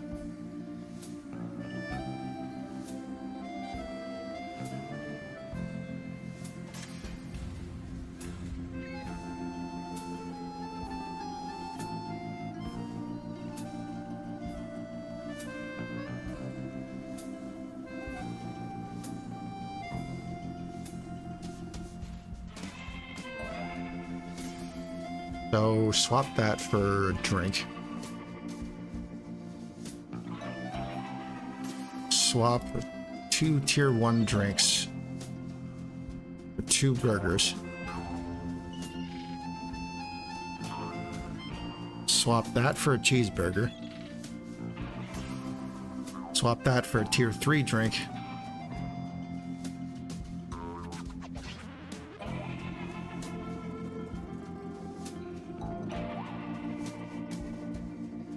No. Okay, did I misunderstand something? Wait, swap what? Hang on a second.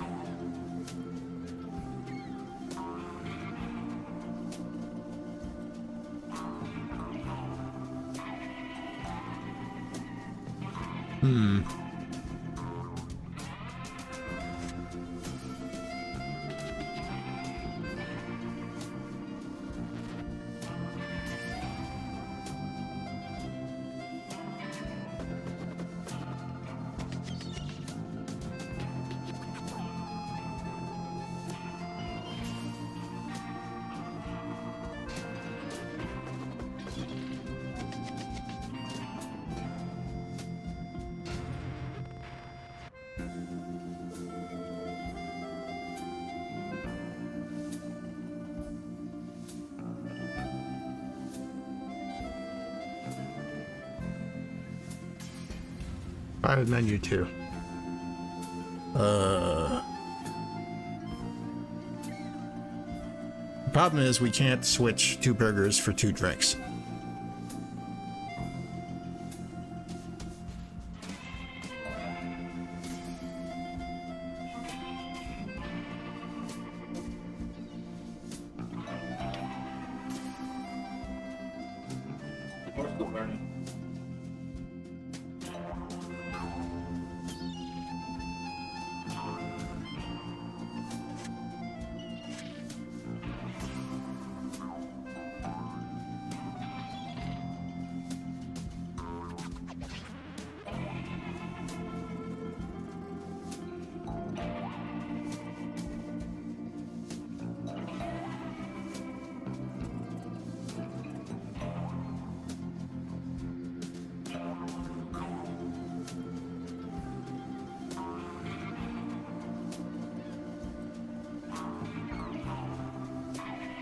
Wait a minute. I think I might have figured this out.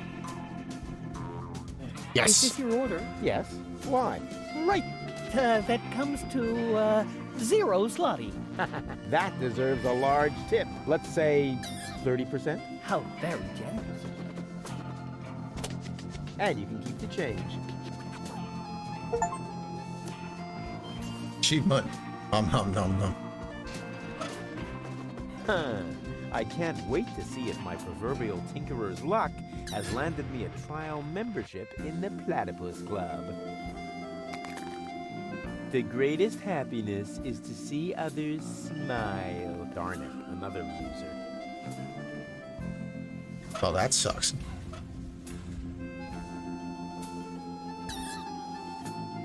I'd like to order the same again. One usual, coming up.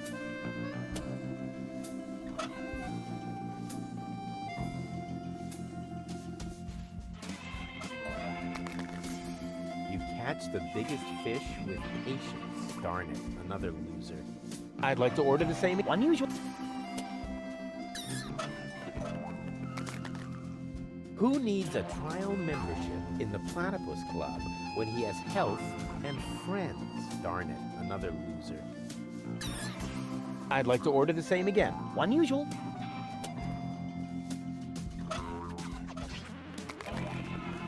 Luck is with the fisherman. Darn it, another loser. According to the guide, these fortune cookies are telling us to go talk to the fisherman.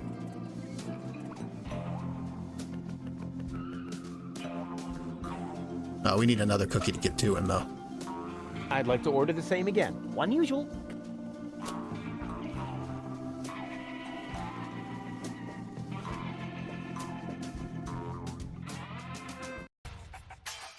To the dock.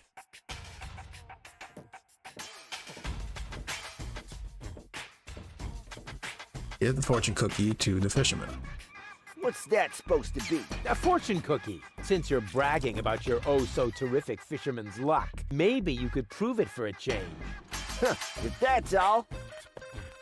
There you go. I won. Hooray. What? Show me. Nothing doing. I won that. And I always wanted to be, a member of the Platypus Club. But it was my cookie. Ah, shut up. Here's your stupid membership card.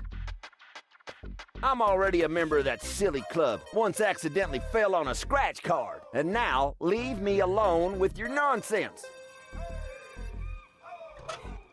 The day started out so nice. Breakneck high-wire acrobatics, brain surgery gone horribly wrong, and then suddenly, I'm a trial member of the Platypus Club. Well.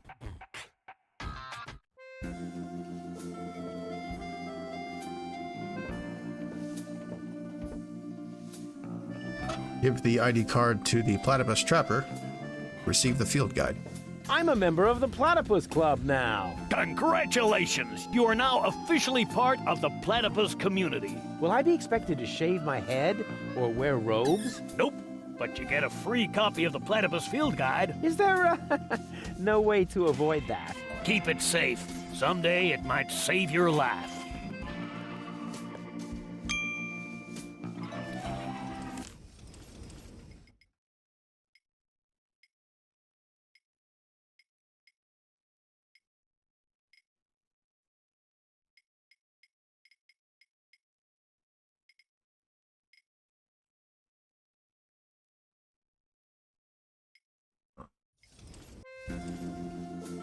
Slowly but surely.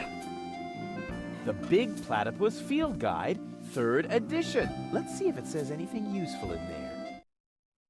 Oh, jeez. This is interesting. Apparently, in every generation, there is one platypus of each type that guards the nests against thieves. The eggs of these nest guardians are well hidden by the mother. There are 4 types of platypus, so a total of 4 nest guardians. Of course. I just need to find the 4 nest guardian eggs and hatch them. Then the corresponding platypuses won't be on the menu anymore, and I can finally invite Goal to dinner. This plan is like so crazy, it just has to work. It says here that Earth platypuses hide their eggs in the soil. It's a good thing I'm not on an island made of flotsam. It says here that flying platypuses hide their eggs in high places. They seem to be very acrobatic, just like me. The hard platypus. Yeah, that's a good point, Rex. Is that just Hylian script? Is it? I'm not very knowledgeable on the subject. It says here that fire platypuses hide their eggs in hot geysers. Geysers? There's nothing like that around here. It says here that water platypuses hide their eggs near the shore. Well, great! It's not easy to find a place on this hunk of flotsam to which that doesn't apply. Earth platypuses hatch in frozen soil with the first ground frost. Oh, bummer! I can't possibly wait for the start of winter. Flying platypuses hatch in free fall from the highest point of their habitat. Hey, tricky, but cool. Strange illustration. Looks like the artist didn't know what a landing net is, or didn't know how to draw. Fire platypuses hatch in blazing fire. That's what I call an innate flair for a dramatic entrance. Water platypuses hatch, excuse me, in the mouths of living zebrafish? Hey, disgusting. It also says here that zebrafish are freshwater fish. It may be difficult to find any here.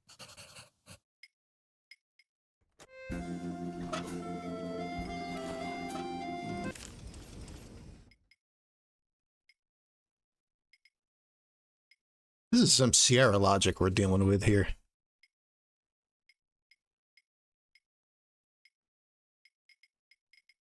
But, I mean, I guess that's intentional, given the genre.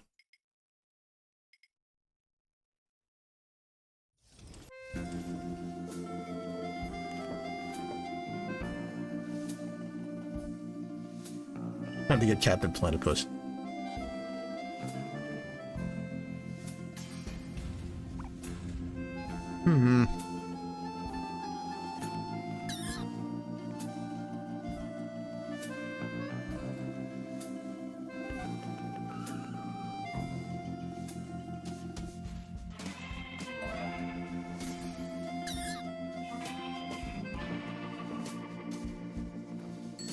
Just a second. I'll be with you right away. Oh, great and almighty Cthulhu, your faithful servant has found you another sacrifice. Moginox aprixidor dovidum padrex. Barador extra cheese. Yes! Yes! Huh, not a bad place. Here I am. Please excuse the delay. Oh, no problem. How can I help you? What the fuck? So, what have you got? Well, the dinner menu applies for the restaurant. Here at the takeout counter, we mainly serve platypus burgers. I hope they're not too greasy. I would hate to ruin my perfect body. Oh, in that case, I'd better ask. Oh, great and wise Cthulhu, the sacrifice wishes to know whether our burgers will make him fat. Ravanek cha, Ravanek kamcha. Koror, all natural. Ah, right. Our management would like to assure you that we use nothing but choicest ingredients in our products, and all the essential vitamins are provided by free-range lettuce leaves. Just make your choice from the menu. There are 3 menu options to choose from. Plus, you can modify your choice if you like. It's all explained on the menu. What a romantic place. You think so? Oh, yeah. The view, the old town, all that's missing is children at play. Oh, one moment, please. I think he's on to us. He noticed the missing children. Borondeor satinav. Mumble snumble grabbar bombs. Oh, you know, oh Lord of Darkness, sometimes I find you downright scary. Here I am again. Anything else I can do for you? So, what's the deal with these fortune cookies? Actually, I'm not really sure myself. That's no problem. The sacrifice just asks about the fortune cookies, my lord. Meteor banzuzex patino muror patidana. La paridox tomen por.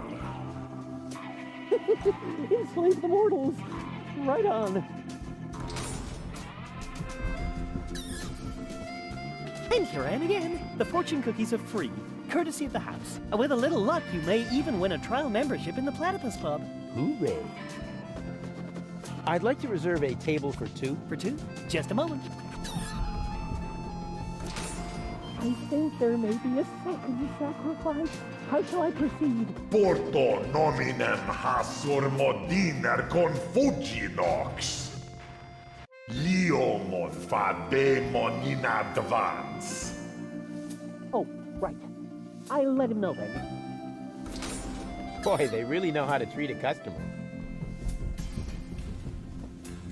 Unfortunately, we cannot accept any more reservations for tonight. The only free table is reserved for our regulars. Does your dinner menu include anything besides platypus? I just need to check that out. Please excuse me for a moment. He's asking about the dinner menu, so what should I tell him? Molesto nimem polidor. Polox verito.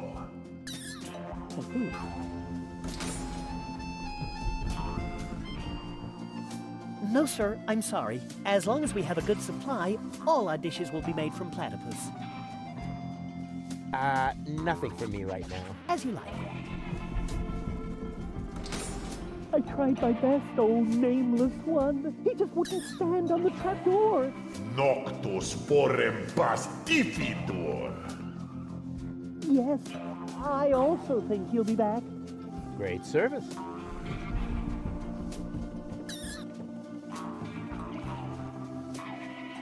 Well, that's just great.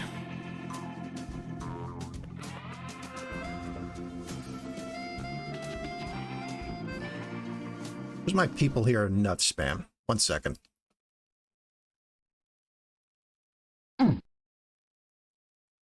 Yeah, oof. People here are nuts.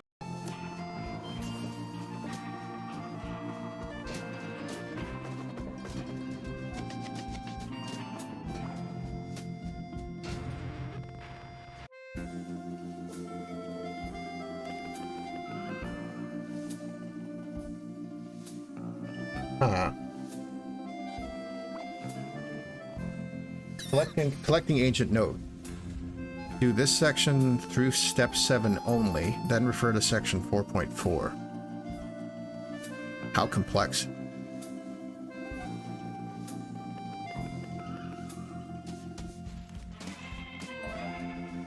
So next up we would be getting the Earth Platypus. And then, apparently after that, we'd be wrapping up the Collecting Agent side quest. Well, that's not really a side quest, I get. It's just an achievement.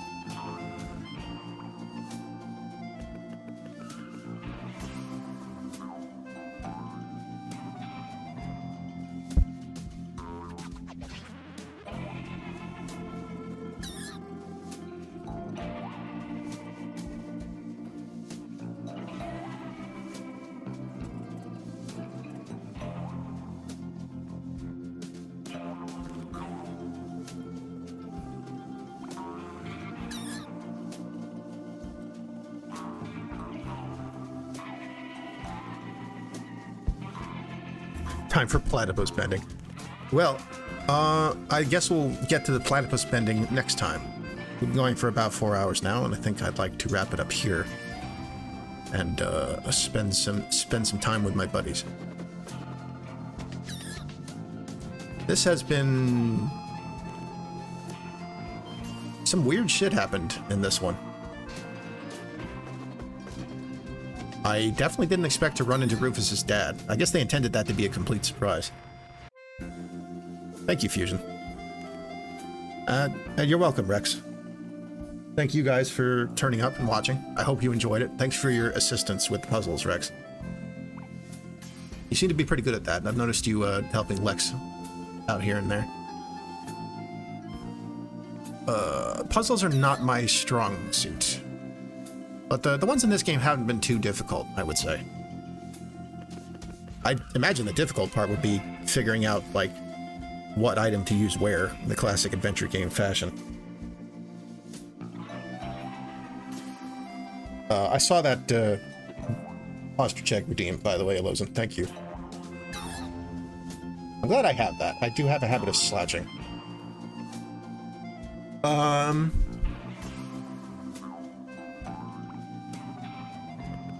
I should save. That would be a really good idea. I wonder how many slots you get in this. Oh, that many, apparently.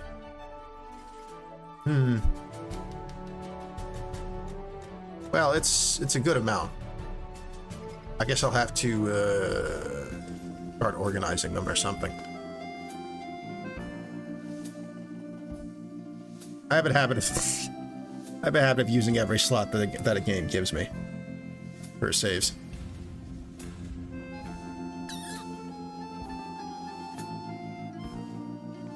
But, so that was a good-sized chunk of Chaos on Deponia.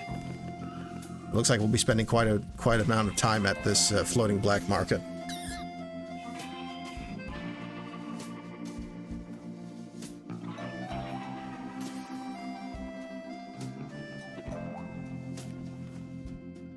Chaos on Deponia, yes.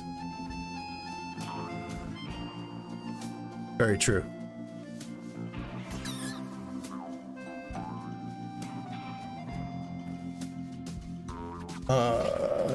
Hope you all had a good time. Once again, thank you. This time next weekend, or rather at 6 p.m., more of Chaos on Deponia. Good night, good luck, and hope to see you all next time.